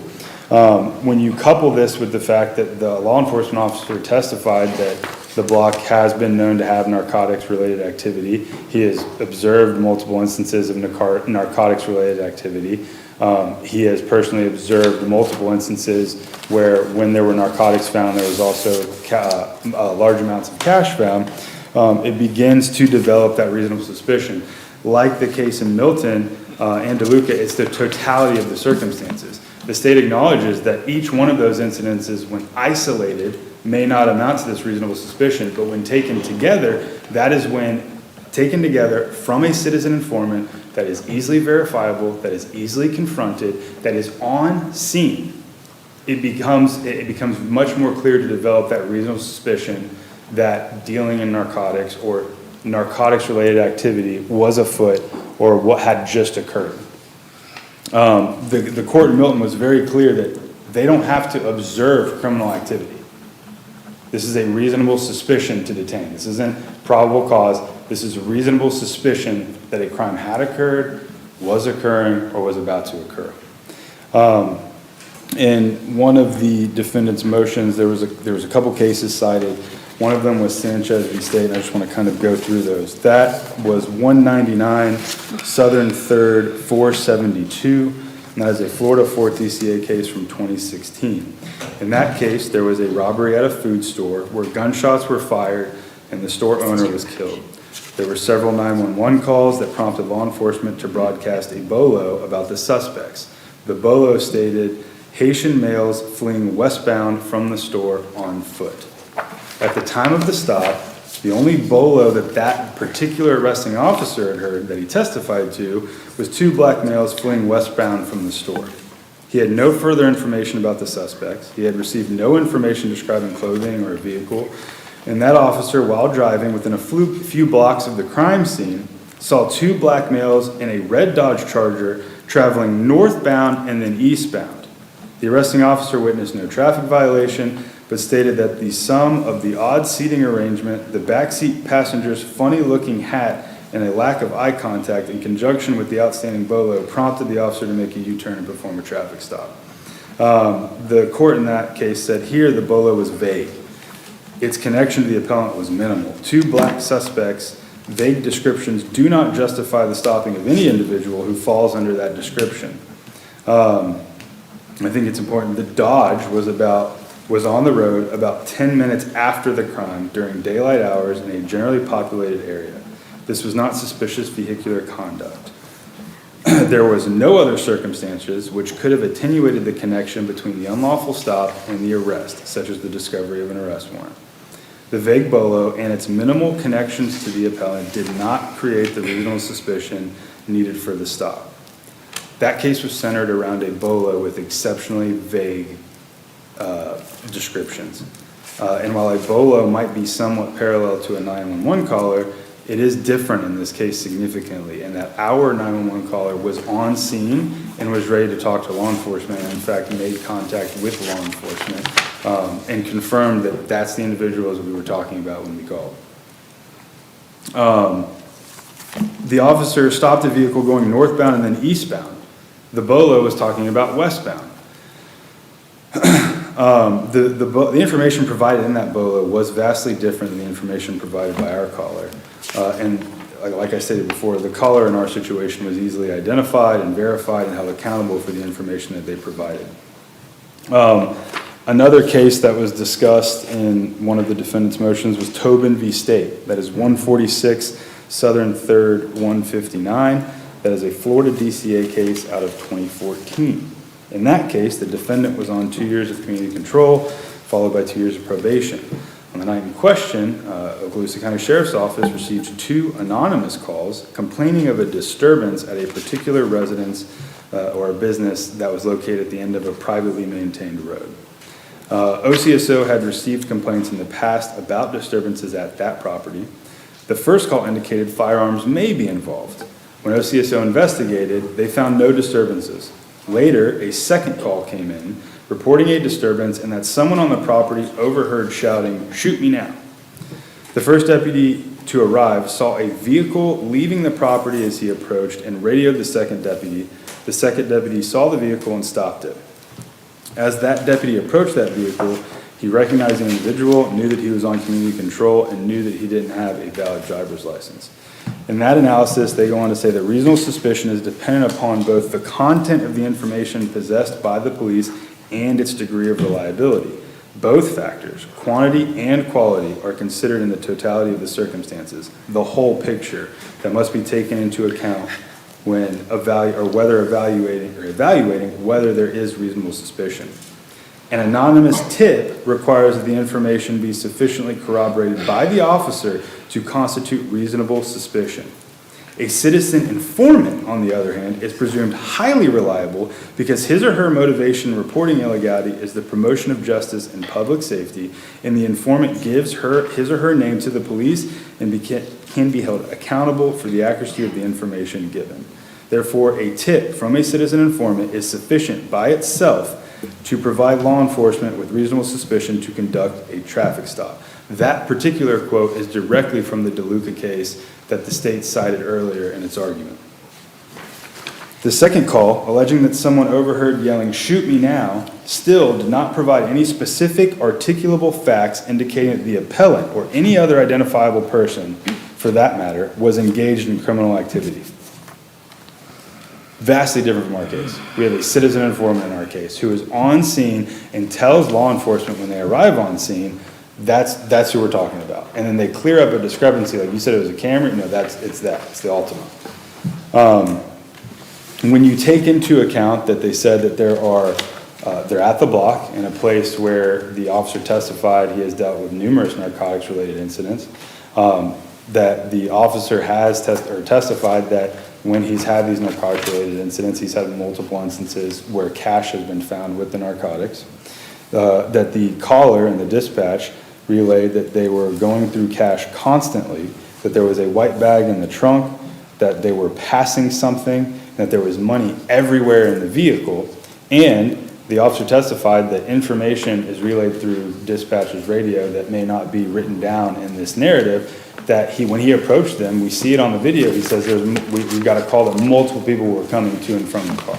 When you couple all of those things together and the totality of the circumstances that the Tobin case said, that the Milton case said, Officer Santiago had a reasonable suspicion that they were engaging in some sort of narcotics transactions. He said dealing in narcotics, and therefore he had the ability to detain them at the time that he said, hey, give me your IDs, I'm gonna go in here and look at the video. Further, he also stated that one of the reasons why he did that was because he's had people run, and in that situation, he felt like if he didn't detain them, they could have ran or they could have gotten away. Your Honor, given the case law cited by the state and even some of the case law cited by the defendant or the defense, the state would respectfully request that this motion to suppress be denied. Thank you.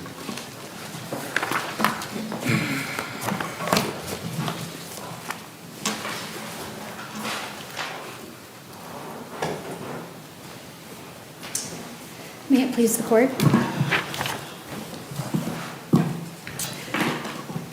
I have cases that I will be addressing, Your Honor, and may I approach the bench? No, just give me the citations, I'll get them right here. And You can feel guilty about doing force. Okay, and so I will give you these citations, Your Honor. Let me just make sure. Okay. All right, so as I go through these, okay. Your Honor, first and foremost, I'm going to state that Officer Santiago did not have specific articulable facts to establish reasonable suspicion to detain Mr. McNabb. That criminal activity was either just occurred, was occurring, or was about to occur.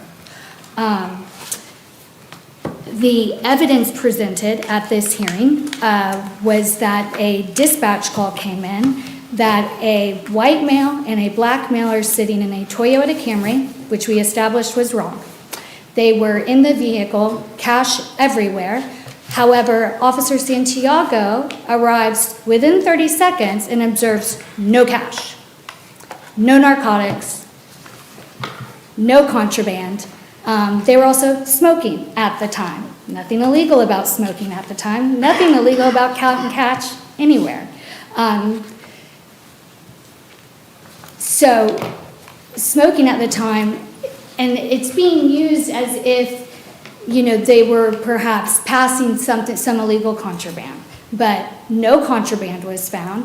A dealer's warrant was never applied for. And the suspicion that Officer Santiago testified to today is that Mr.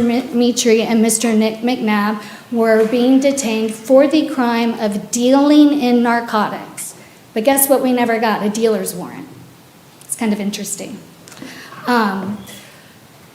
Again, the smoking in the vehicle at the time, completely innocent behavior, and there is no discarded materials or contraband that was ever found.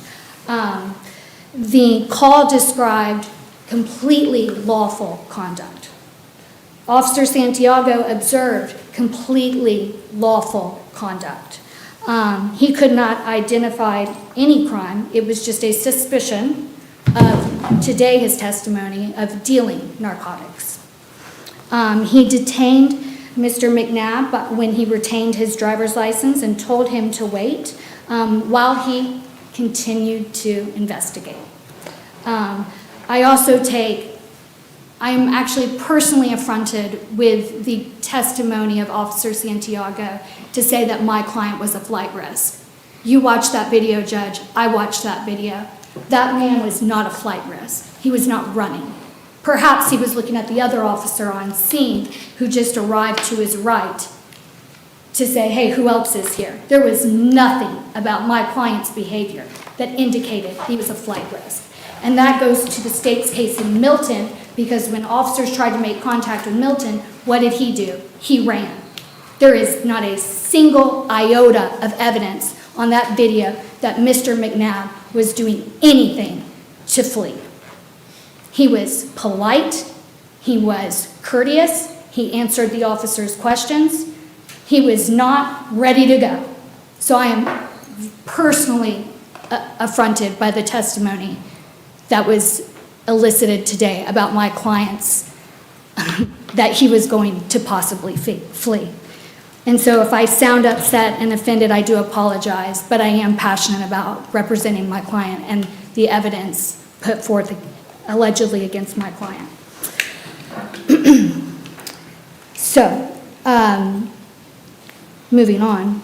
Only after the detention did Officer Santiago attempt to develop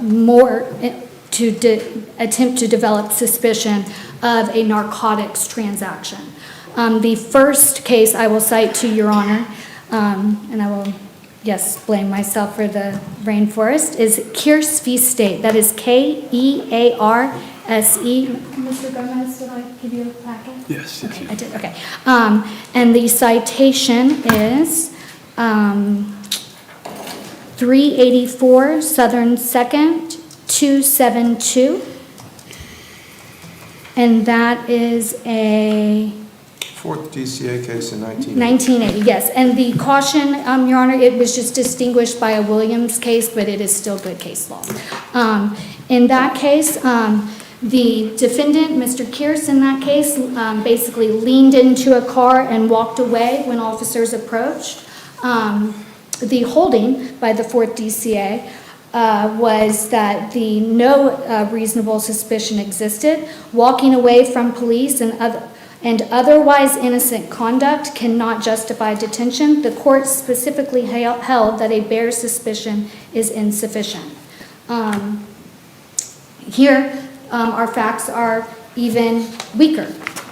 There's no indication that Mr. McNabb was going to run. He was in a vehicle at the time, lawfully, doing lawful things, got out lawfully, and was lawfully walking back into the establishment when he made contact with Officer Santiago, when Officer Santiago made contact and illegally detained him.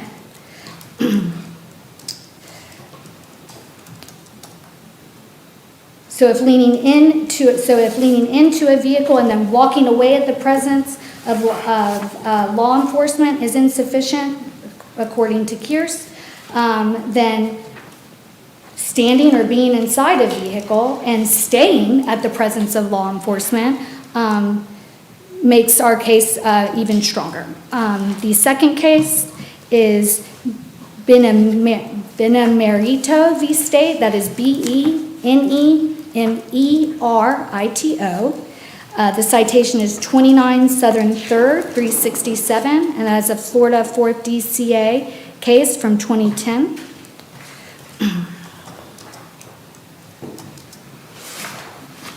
And in the facts... I'm sorry, did you say 267? I said 29 Southern 3rd, 367. 367.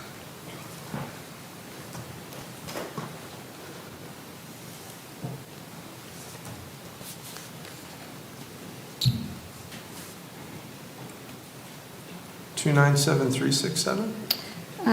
29 Southern 3rd, 367. Oh, 29. Yeah. Okay, I'm sorry. So that's Beneretto versus State. Yes, yes, Your Honor. And the facts in that case are that an officer observed behavior that he believed was a drug transaction in a location known for drug activity. The holding by the 4th DCA is that even though the officer had narcotics experience, the area had an extensive drug history, and the officer was conducting surveillance, there was still no reasonable suspicion because the officer observed nothing objectively suspicious. So, as the state has tried to do and rely on complaints about the block from prior calls, Benemerito states that reputation of a location does not transform innocent conduct into reasonable suspicion. And that's significant. What we have is a call that says, cash everywhere, 2 guys in a vehicle, smoking at the time, there's a bag in a trunk, Officer Santiago arrives within 30 seconds, and I think probably could have got a sustained objection for asked and answered, but he did not observe any criminal activity. Nothing, no cash was observed, no hand-to-hand transactions was observed, a bag wasn't observed, smoking wasn't observed.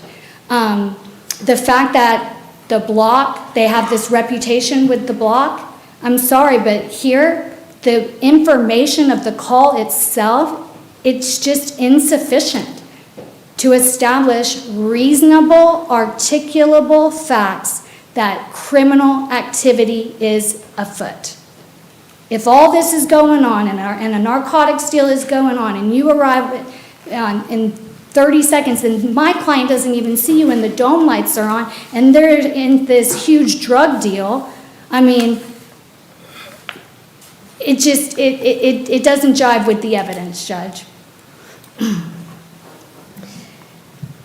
The next case I have is Dozier v. State, and that is 766 Southern 2nd, 1105, and that is a Florida 2nd DCA case from 2000.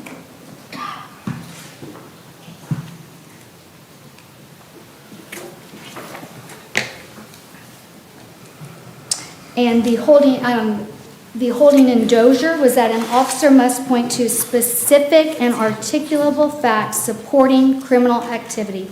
Mere information, unsupported by independent suspicious observations, is insufficient. There was information received that there were people going to and from a car, but when he arrived, he only corroborated innocent details. And Dozier holds that that's not enough.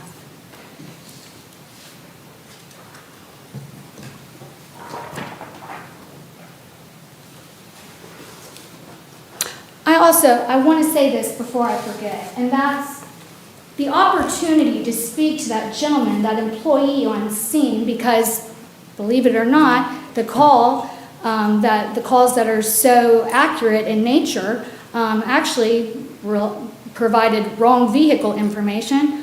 Why not talk to Rob then? Well, what'd you see? What's going on? What are they doing in there before I make contact with them? Before I stop them, before I talk to them, what'd you see? That's all that had to be done. None of that was done.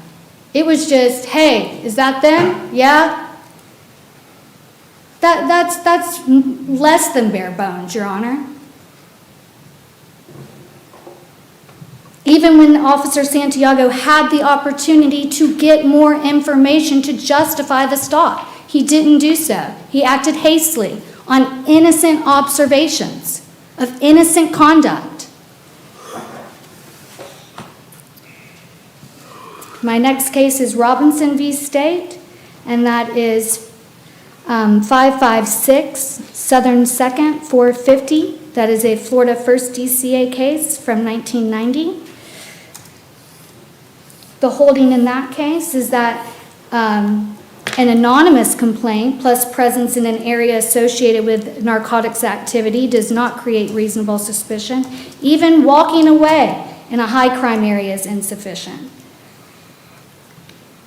The only corroborated facts here was that there were presence of individuals inside a vehicle. That's it.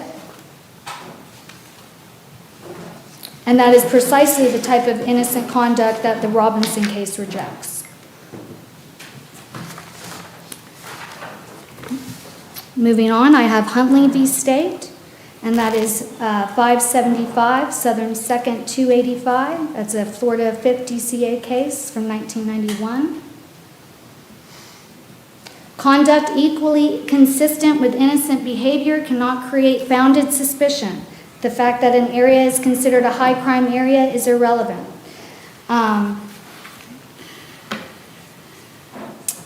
So being in and around a parked vehicle is entirely consistent with innocent behavior. Smoking is entirely innocent behavior. Having cash on you is entirely innocent behavior. And under the Huntley application, that does not support detention. No one ever saw a hand-to-hand transaction, narcotics, or dealing of narcotics. There's no evidence before this court that narcotics were ever seen, that a hand-to-hand transaction was ever observed. And my last case, Your Honor, is Stanton v. State. Citation is 576 Southern 2nd, 925. That's a Florida First DCA case from 1991. The holding in that case, Your Honor, is observation of conduct that merely appears suspicious is not enough. Officers must have objective, articulable facts. Bare suspicion is insufficient. If the stop is invalid, then all subsequently discovered evidence must be suppressed. The officer's testimony here establishes nothing more than a hunch. Maybe there's something going on. Why don't you go ask Rob some questions before you stop Mr. McNabb? Why don't you go look at that surveillance video and have one of your officers keep eyes on them when they're going in to the establishment, because they were going into the establishment. They were not running. Get more facts before you stop someone. That's what the law requires.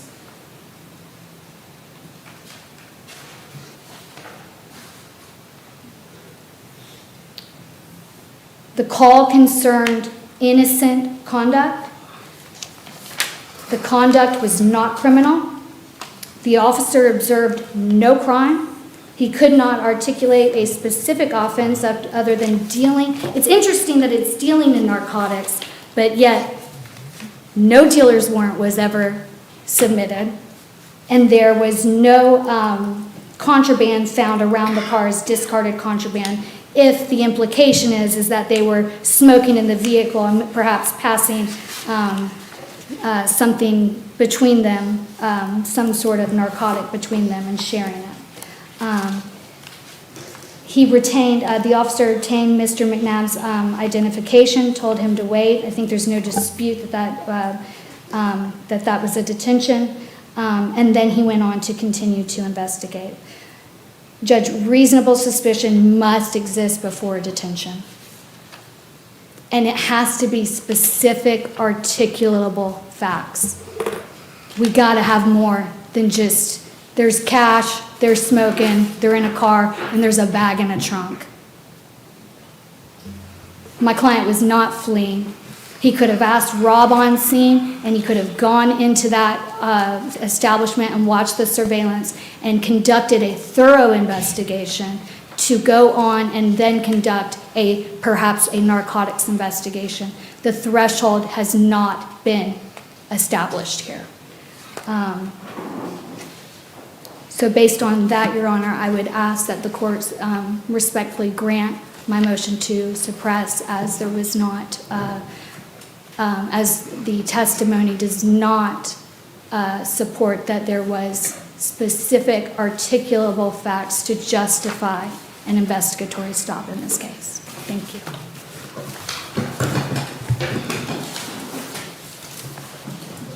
Clean up my mess.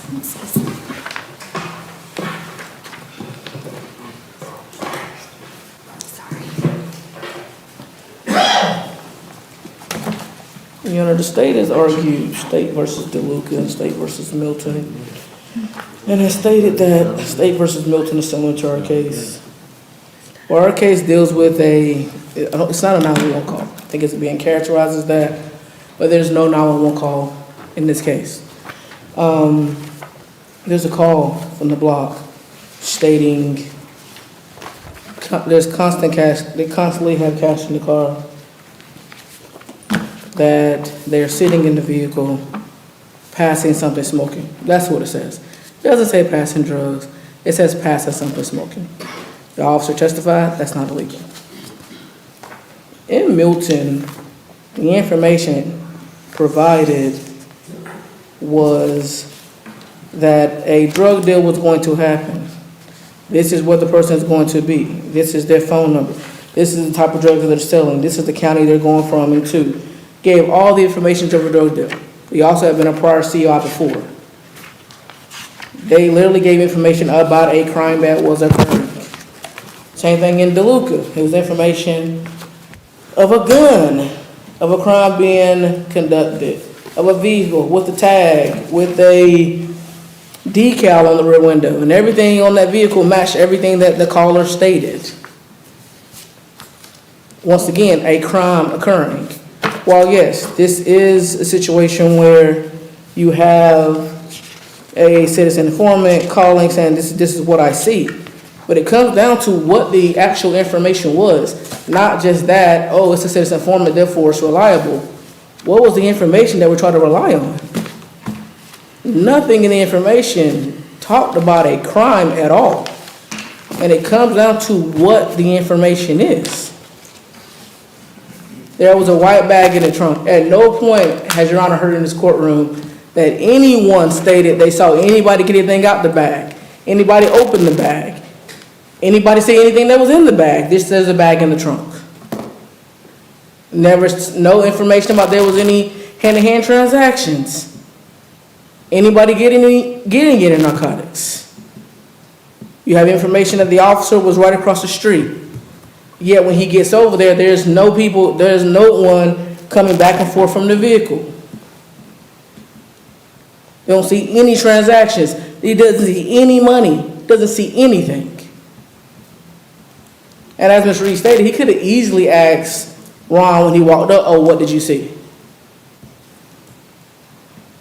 There was nothing illegal that was reported to law enforcement.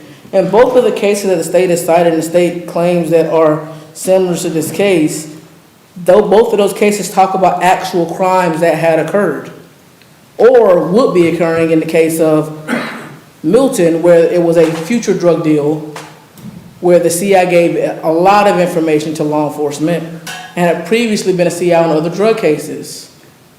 That was a drug deal. Here they saw nothing.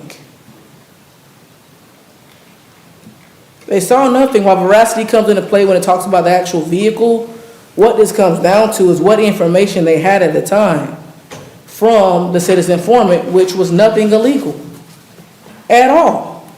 Even if you put everything together, and the court sees the report that's in there for the CAD part of it, it says sitting in the vehicle and passing something smoking. It does not say they're passing in narcotics. It does not say they're making any hand transactions. It says they were smoking. Everything that they were doing, the officer stated, was not illegal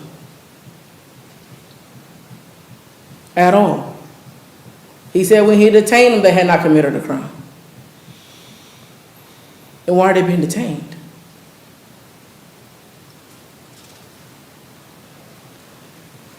Nothing in this case has established that there was a crime occurring at the time the officer arrived, that a crime was about to occur, that a crime had occurred. Nothing. You literally had a call coming out that multiple people were walking to a vehicle or around a vehicle. It's hard to tell. 2 people were in the vehicle. They had cash. Having cash is not illegal. While it can be speculation is actually, I don't think it's that. I think it's basically a guess. Guess that, oh, maybe they have drugs in the car. Maybe. But there's no reasonable suspicion to say that Mr. Mitchell was committing any crime, was about to commit a crime, or had committed a crime at that time. We go off the information that was provided. It's not just that the officer knew the people from the block, that he's previously, he said maybe once a month, they had a drug case from there, although he has hundreds of calls. A few dealt with large cash amounts. But in this case, you have nothing to establish that any narcotics was coming out of that vehicle. Any information they were dealing, his words were dealing in narcotics. That's why he detained them. No information about was dealing in narcotics. You really had, if you're saying all these people were going around a car and they're calling it in, there's not one statement made that any hand-to-hand transactions occurred, anything was handed to anybody who came to the car. It didn't even say that money changed hands. It just said there was money in the vehicle. At no point has anything in this case alleged that the officer had at that time any knowledge that any narcotics transaction was occurring at all. At the time of detention. At the time of the detention.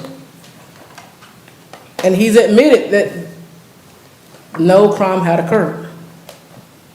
And everything we've talked, everything we asked him today, that's not a crime, that's not a crime, that's not a crime. That wasn't illegal. Well, and I guess the state's position, well, they don't have to see the illegal act. But guess what? In both of the cases, there were illegal acts that were reported to law enforcement. In this case, there wasn't any.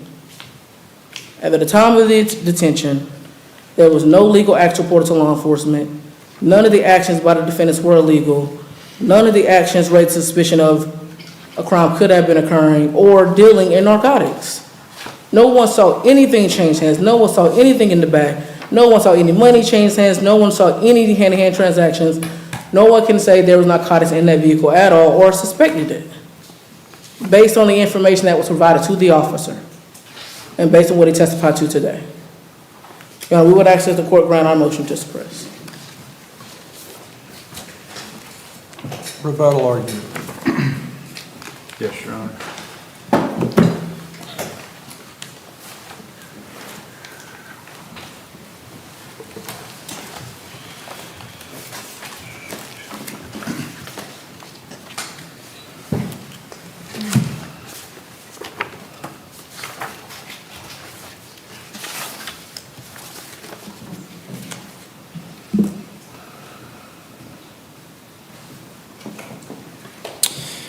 I kind of just wanted to briefly go through a little bit of the differences in some of the numerous cases that were cited by Ms. Reed. In the Benamarito case, different from ours, there wasn't any sort of call, and let's not call it an 911 call, a call to the Fort Walton Beach Police Department.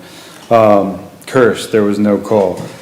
With regards to the Dozier case, there was one particular piece of information that I viewed pretty quickly. It says here the state presented no evidence to show these details as applied to the source of Officer Montague's information. In addition to the lack of information regarding the informant's veracity and reliability, it is significant that the record fails to show how the informant knew what she claimed to know. They go into talking about, and they find it very important to talk about the informant's veracity and how she knew that information. That's not a question here. Yes, they say a Toyota Camry versus a Nissan Altima, but they had the color right, and they identified, they said that's the vehicle. They cleared any discrepancy up by going outside and actually observing the individuals that they called about. Which brings me to I think, a point that must be stated. No one just calls Fort Walton Beach Police Department to tell them, I'm observing this. There's a reason. It's because the block thought that's a drug transaction. I am seeing multiple people go to that vehicle. I am seeing cash. They said going through cash constantly. There is tons of cash in the vehicle. It was clearly radioed at some point in time to Officer Santiago that people were going to that vehicle frequently. It wasn't just the individual found in the vehicle, the individuals found in the vehicle at that time. So I think a reasonable person can infer that they called law enforcement because they assumed that they were witnessing a drug transaction. When we look at the Robinson case that was cited, I briefly, this is a longer case, so I'm looking mainly at, I think it was on, trying to find the page, I think it's on 452. It says, in the instant case, the tip itself offered nothing more than innocent details of identification that could have been provided by any pilgrim on the roadway. The unknown informant did not say that he or she witnessed a drug transaction or that money or drugs were seen. Not what we have here. We have an individual telling us that they've seen a lot of cash. And it begs the question, if they know that there's a white bag in the trunk, how do they know it? It's because somebody went into that bag in the trunk. And now we're seeing large amounts of cash with a bag in the trunk. We're seeing two individuals in the vehicle. When the officer rolls up, they're looking at something towards the center console together, and then they just so happen to get out of the vehicle and kind of try to distance themselves from the vehicle once they notice that he's there. We have information that the block has provided reliable information in the past, information that the officer has said in the past has been deemed truthful and credible. He had reasons to believe. He could directly confront the individuals that provided that information. I think the reason why I talked about Milton is because it's not the exact same, but the language in Milton was interesting. There was a prior CI that had provided information before. We have a prior citizen informant that had provided information before that was deemed truthful.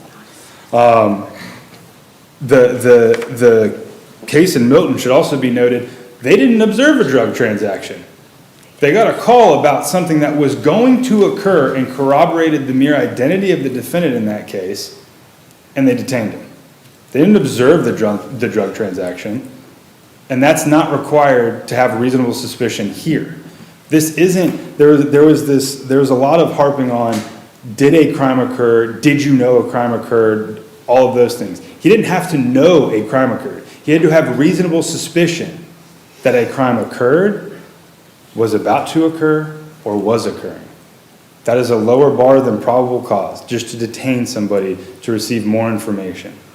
When you look at the fact that he received that phone call, or that Fort Walton Beach Police Department received a phone call from an entity that they have dealt with in the past, that they have proven to be reliable in the past, an entity that has observed themselves drug transactions and called law enforcement about it in the past,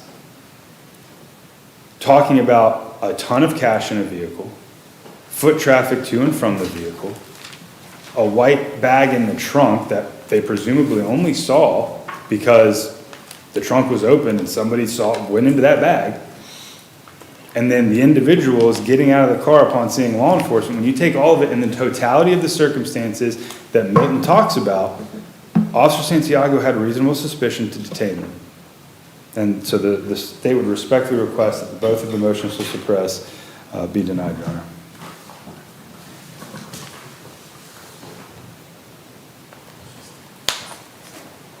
Search and seizure is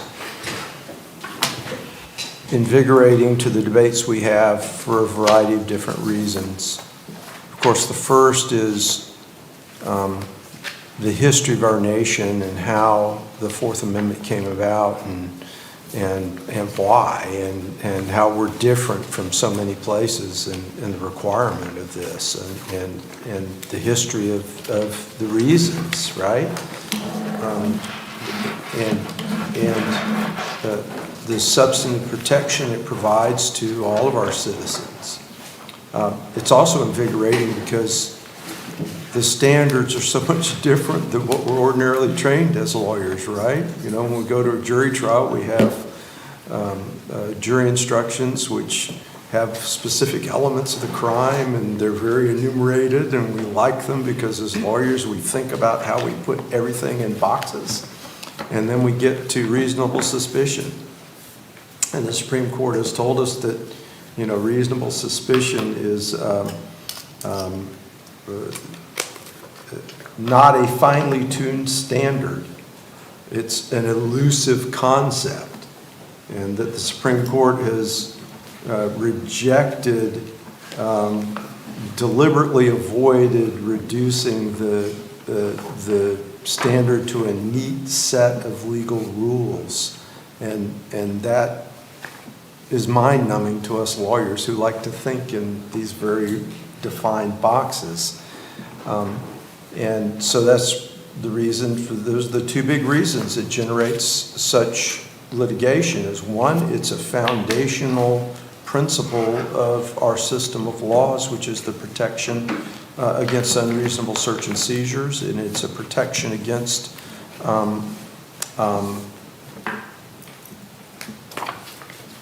a government oppressing the public. I mean, that is one of the things when you read the Bill of Rights that we come to, and the second part of it is this unusual standard that we have. But the Supreme Court has told us, right, that the balance is between the public's interest in safety and the individual's interest in personal security. And we also know that throughout the history of the law is that it's the totality of the circumstances on which the court must base its ruling on looking at whether or not to grant a motion to suppress. Well, I should restate that. Whether or not the officer had the necessary reasonable suspicion. We also know that those standards allow the officer to draw on their own experience and their own specialized training to make inferences from and deductions from the cumulative information available to them.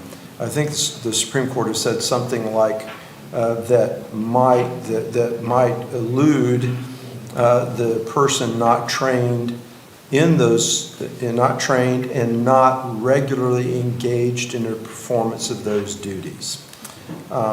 We also know that a mere hunch or a guess or a random application or performative explanation of the basis of the stop is not sufficient to grant that. So given all of those factors, let's look at what we have here. We have a call from, and for ease of use, I'm going to refer to the person who called as the operator of this facility, who regularly engaged with law enforcement to report belief of illegal or improper activity at the facility in order to keep his patrons safe and to keep his facility safe. He related the activity that we've heard testified here. And although the court takes note of the misidentification of the vehicle, the court does also note that the officer took care before approaching the folks to confirm with the reporting party that it was the vehicle that was ultimately approached as opposed to, I think, Nissan versus a Toyota. And the information the officer had was confirmed by the report he had and his observation of the two individuals in the vehicle. And the officer indicated that based upon his experience reporting to this place with similar circumstances, that he believed that the totality of the circumstances was sufficient to give him reasonable suspicion that a crime had occurred. Now, with that, the courts have said that this court is not supposed to second guess that judgment if the court finds that the reasonable suspicion level has come. Would this court in that position have come to that conclusion? Or would another court come to that conclusion? That's not the standard. The standard is the totality of the circumstances from that officer's point of view, looked at from an objective point of view later in time, which is this time.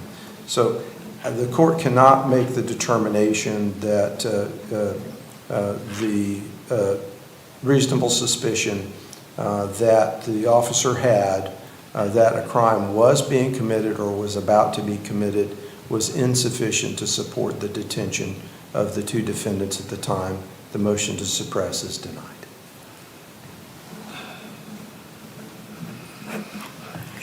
And I know we're 4 o'clock, but I need a comfort break, and so we're going to take just a brief comfort break.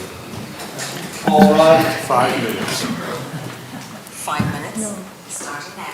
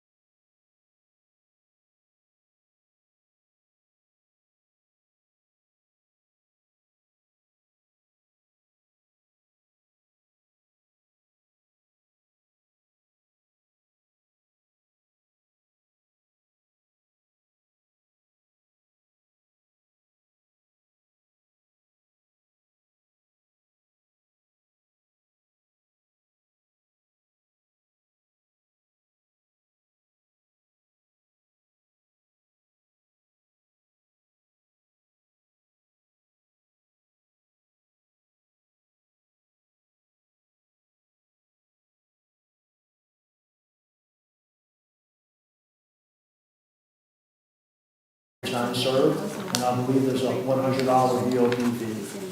Sorry? Judge, I apologize. That's all right. I'm going to have to sign right now. Sign.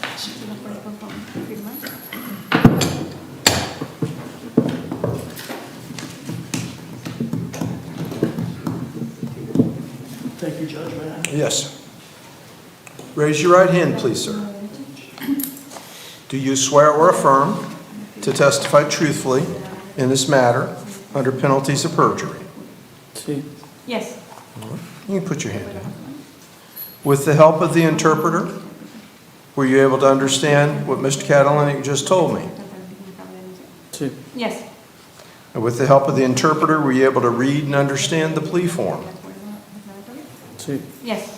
Do you understand by this plea arrangement that you're admitting the violation? Yes. And that tells me that, yes, indeed, I violated my probation, as my officer says I did.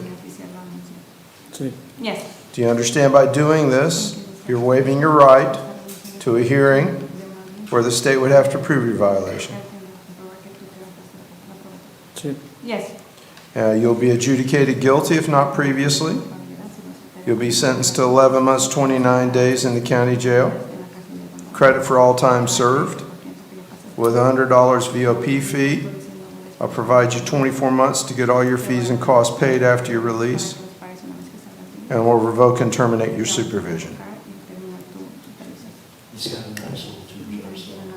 Okay. Thank you very much. Thank you, Judge. Thank you. That's all I have, sir. Thank you, Ms. Catlin. Good day.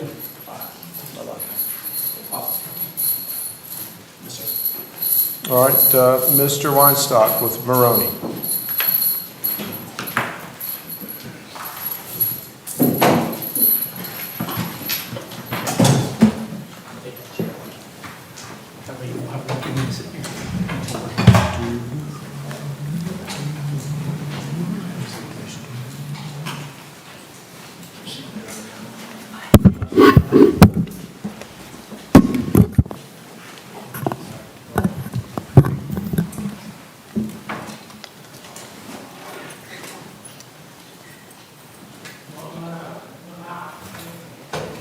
All right, we ready to proceed?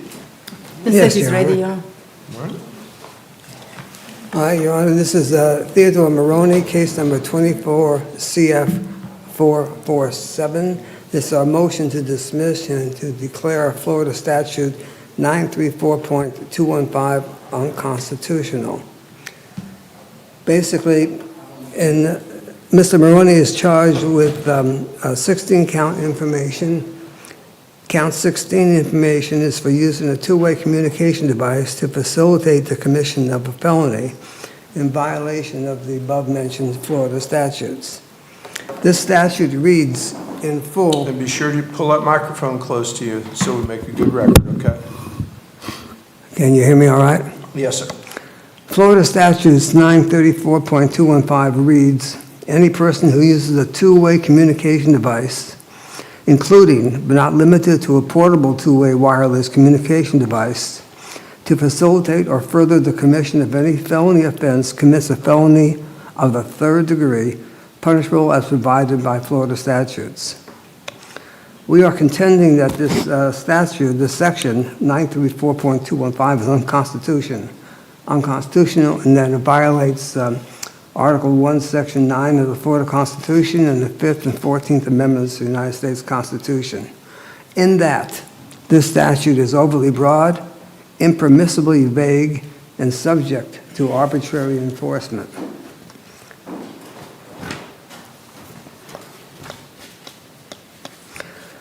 Basically, we're saying that on the vagueness issue, statutes are challenged on the vagueness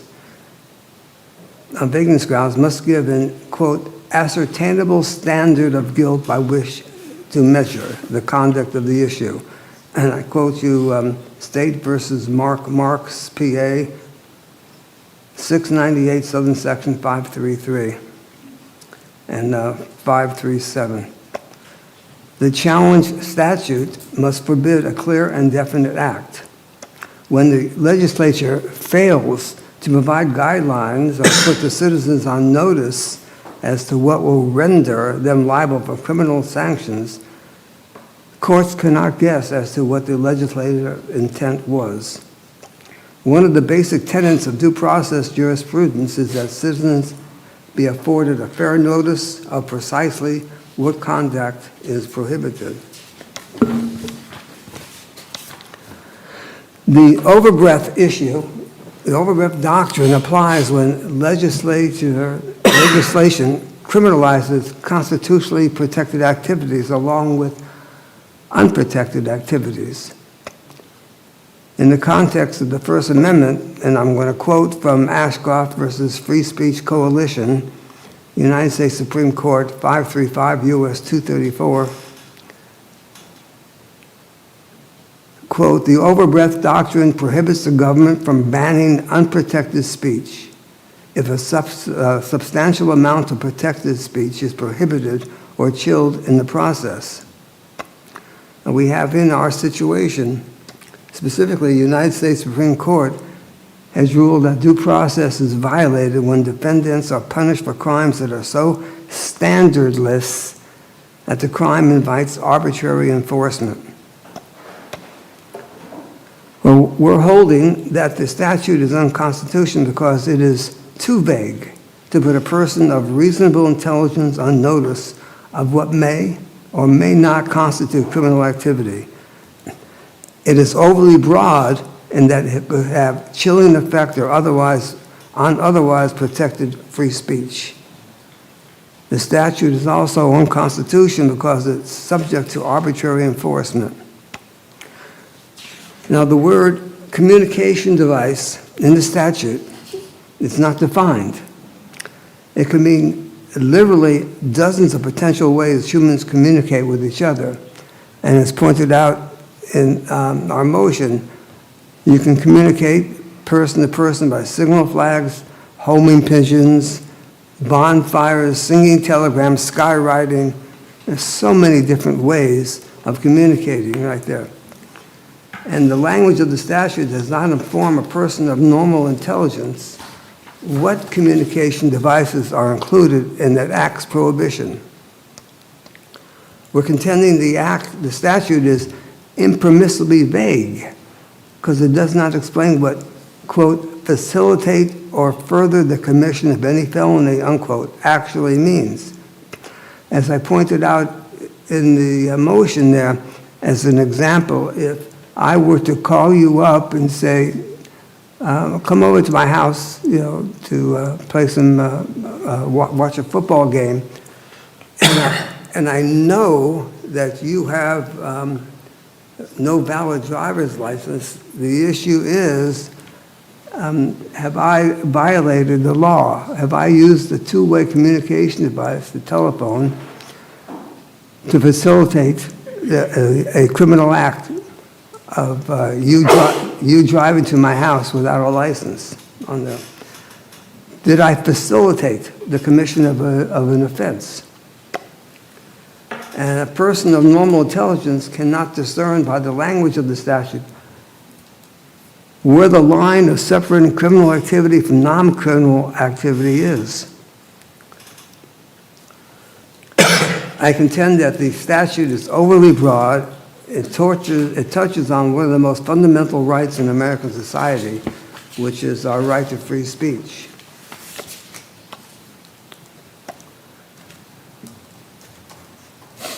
In this scenario that I just talked about, inviting you over to my house to watch a game, the issue is, if you were to tell me, hey, I don't have a driver's license, but I'm coming over anyway, do I have to hang up the phone right then and there?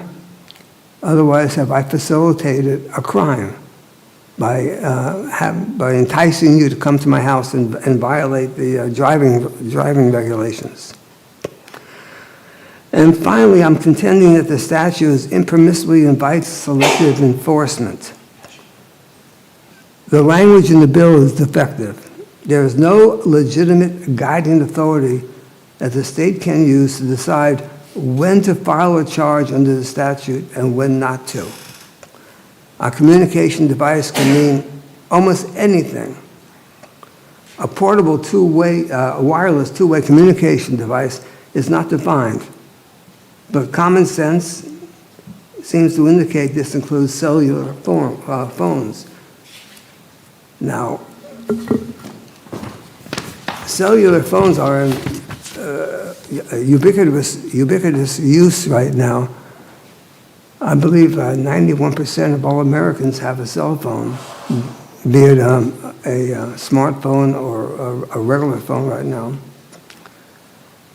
And by not seeking to search every single cell phone in the position of individuals to take into custody for evidence that the phone was used to facilitate or further a felony offense, the state is engaging in selective and arbitrary enforcement of the criminal law. And because the plain language of the statute gives no clear guidance as to the state attorney's office determining who should face charges under this Florida statute, or when a charge under the statute is appropriate, the statute is open to selective and arbitrary enforcement and should be ruled unconstitutional. Therefore, we are going to respectfully request the court to enter an order ruling the statute unconstitutional on the grounds that it is overly broad, impermissibly vague, and subject to selective enforcement in violation of Article 1, Section 9 of the Florida Constitution and the 5th and 14th Amendment to the United States Constitution. And we're also requesting that the court, in making this finding, the court dismiss count 16 in this case. Thank you. Response. Yes, Your Honor. Your Honor, the defendant is asking this court to declare a valid criminal statute unconstitutional, not because it was applied unconstitutionally to him, but because someone somewhere might someday invoke it in an hypothetical phone call about watching a football game. That's not how constitutional challenge works, and that is not what this case is about. Defendant is charged with 15 counts of possession of child sexual abuse material. Count 16 is the using a two-way communication device to facilitate those felonies. The phone, computers are the instrument of the crime. And this is squarely what Statute 934-215 was designed to address. There is a presumption of constitutionality, and the defendant bears a heavy burden to overcome the presumption. Every statute is presumed constitutional, and that is established in Campus Communications v. Earnhardt, 821 Southern 2nd, 388.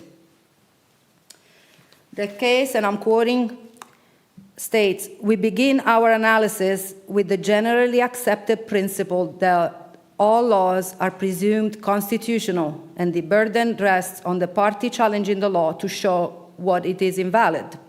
If any doubt exists as to the validity of a law, it must be resolved in favor of constitutionality where reasonably possible." The statute 934.215 is not void for vagueness. The test to determine that is, does the statute provide a fair notice to a person of ordinary intelligence? And that is stated in State v. Brake, 796 Southern 2nd, 522. The statute in question expressly names portable two-way wireless communication device, such as a cell phone, for example, would be a covered device. The state does not believe that any person of ordinary intelligence lacks notice that using a smartphone, a cell phone, to access child pornography would violate the statute. The hypotheticals provided by the defense are irrelevant to this case. A defendant engaged in clearly proscribed conduct cannot invoke vagueness based on hypothetical applications to others.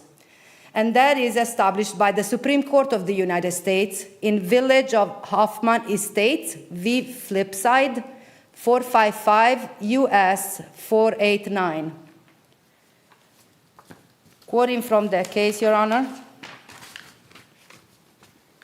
In a facial challenge to the overbreadth and vagueness of a law, a court's first task is to determine whether the enactment reaches a substantial amount of constitutionality protected conduct. If it does not, then the overbreadth challenge must fail. The court should then examine the facial vagueness challenge and, assuming the enactment implicates no constitutionally protected conduct, should uphold the challenge only if the enactment is impermissibly vague in all of its applications. A plaintiff who engages in some conduct that is clearly proscribed cannot complain of the vagueness of the law as applied to the conduct of others. A court should therefore examine the complainant's conduct before analyzing other hypothetical applications of the law. A law does not reach constitutionally protected conduct and therefore satisfies the overbreadth test, may nevertheless be challenged on its face as unduly vague, in violation of due process. To succeed, however, the complainant must demonstrate that the law is impermissibly vague in all of its applications. And in that case, the defendant made no showing of that kind.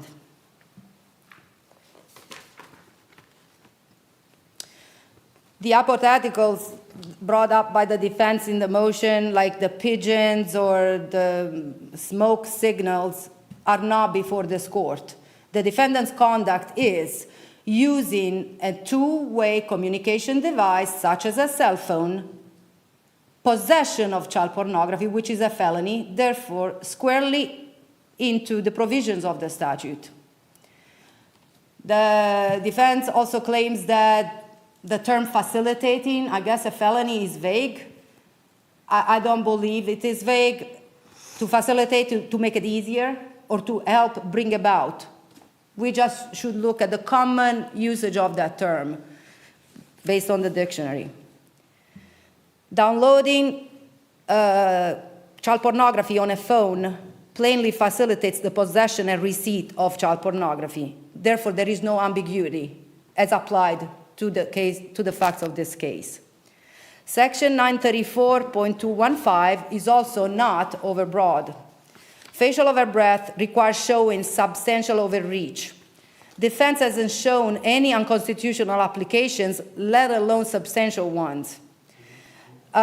Possession of child pornography is categorically an unprotected speech, and that is contemplated in the Supreme Court of the United States case, New York v. Ferber, 458 U.S. 747.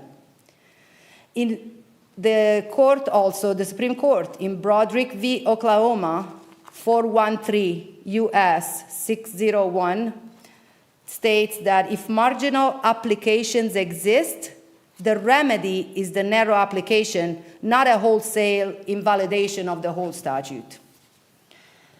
Additionally, the state proposes that this statute is not subject to arbitrary enforcement. It contemplates a particular conduct, the commission of a felony, that is facilitated by the use of a two-way portable communication device. As applied challenge, in this case, fails on those facts. The defendant's own conduct is unambiguously within the statute's core. Portable wireless two-way device, such as a cell phone, facilitating the commission of a felony, possession of child pornography, 15 counts. Whether a defendant's conduct is clearly proscribed, the vagueness challenge fails. And again, I'm referring to the Village of Hoffman Estates, 455 U.S. 495. Therefore, the court doesn't need to resolve any hypothetical to decide this motion. The court should look at the facts, particularly as they apply in this case to this defendant. Your Honor, the legislature enacted 934.215 to ensure that the tools criminals use to commit felonies do not escape criminal accountability. The statute is clear, targeted, and constitutional.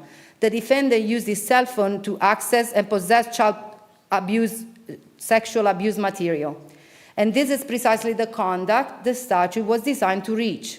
The state asked the court to deny the motion to dismiss count 16 and declined to strike down 934.215. Response. Your Honor, there's been actually no evidence whatsoever that a cell phone was used to facilitate the alleged crime of child pornography in this case right now. The issue is that, not getting too deep in the situation right now, but there was a computer, and in the computer was a thumb drive, and on the thumb drive were a number of deleted files, which when undeleted turned out to be child porn. Nowhere at all in any of the documentation whatsoever, or the conversations with the alleged witnesses or with experts who handle this information, was the cell phone ever even broached whatsoever on there. There has been no relationship between the cell phone in his house or the alleged crime on the thumb drive on his computer. The statute is impermissibly vague in that, contrary to what Ms. Leone said, the hypotheticals that are inside my motion are just as an examples right there. And the example basically, I don't think can be countered by any argument that, for example, if I ask you to come to my house and I know you don't have a driver's license and you drive, I did not facilitate. But the court can charge that, or I should say the prosecutor can charge that. He could charge many things involved in a number of rather innocuous situations, which we could look at and say, this is ridiculous. The concept of impermissibly vague, I believe, is valid in this situation right now. It's overly broad in that it restricts free speech, in contrary to cutting out bad speech. For example, it was mentioned before, is that if the court were to restrict me calling you up and saying, come over to the house to watch a game, that's basically free speech. But they want to restrain that by saying, now I am facilitating you violating the law, and therefore I am just as guilty as you on there. I feel that we have expressed through our motion and with the case law that's indicated in our motion, we have shown what the motion was designed to show, that the Florida statute 934.215 is unconstitutional on the grounds that overly broad, it is impermissibly vague, and subject to selective enforcement. And we ask the court to find it unconstitutional and to specifically dismiss count 16 in this case. Thank you.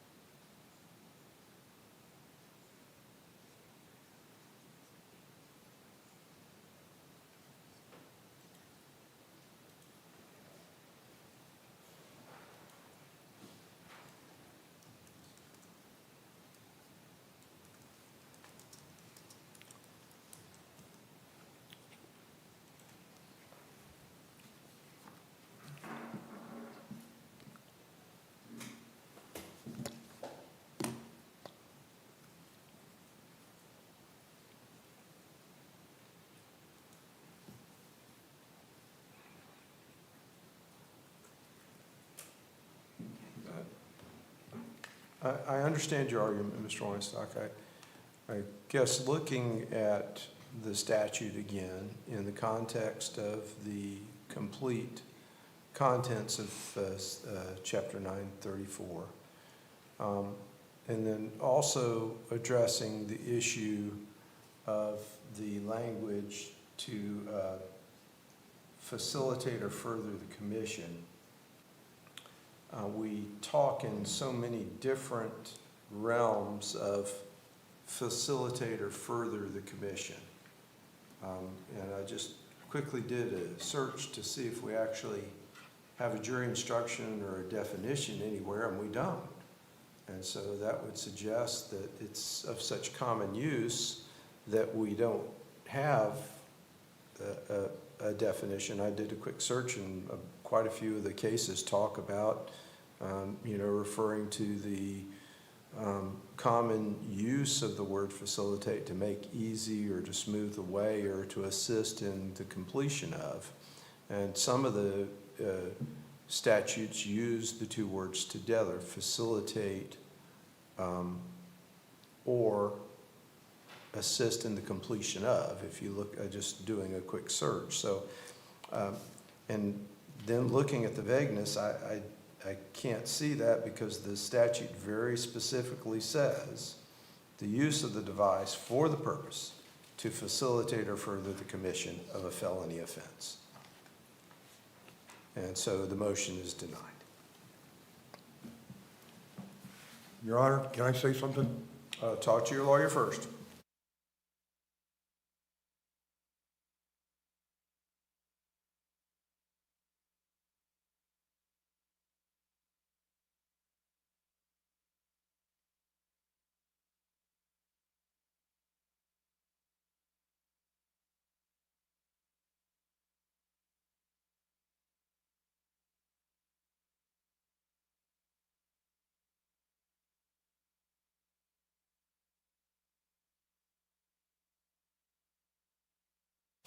All right, so we remain set for 7:13.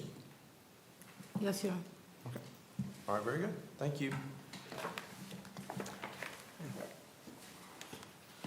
Rothracker. Your Honor, that's all I have. Thank you, Mr. Weinstock. Good day. Judge, before we get to Ms. Rothbacker, may I ask the court to indulge something off the docket for this matter? Yes. Be just a second.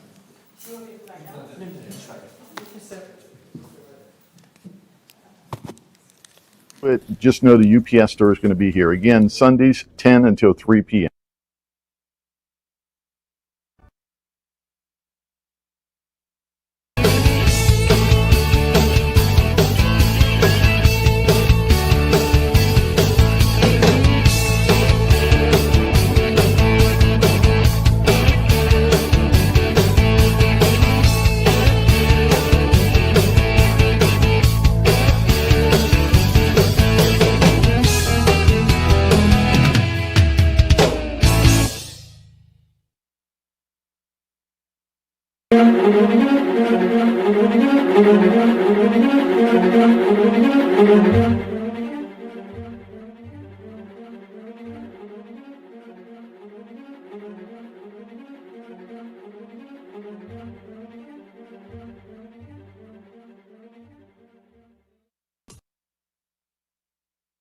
Hi, I'm Wanda Roberts. For the last 20 years, I've been helping the residents of Northwest Florida buy and sell their properties.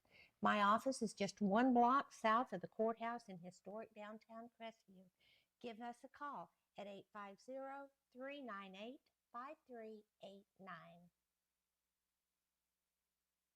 Hi, I'm Michael Gilbert, defense attorney with Warrior Law. I represent those accused in Santa Rosa, Okaloosa, and Walton County. If you or anyone you know has been accused of a crime, give us a call. We can help.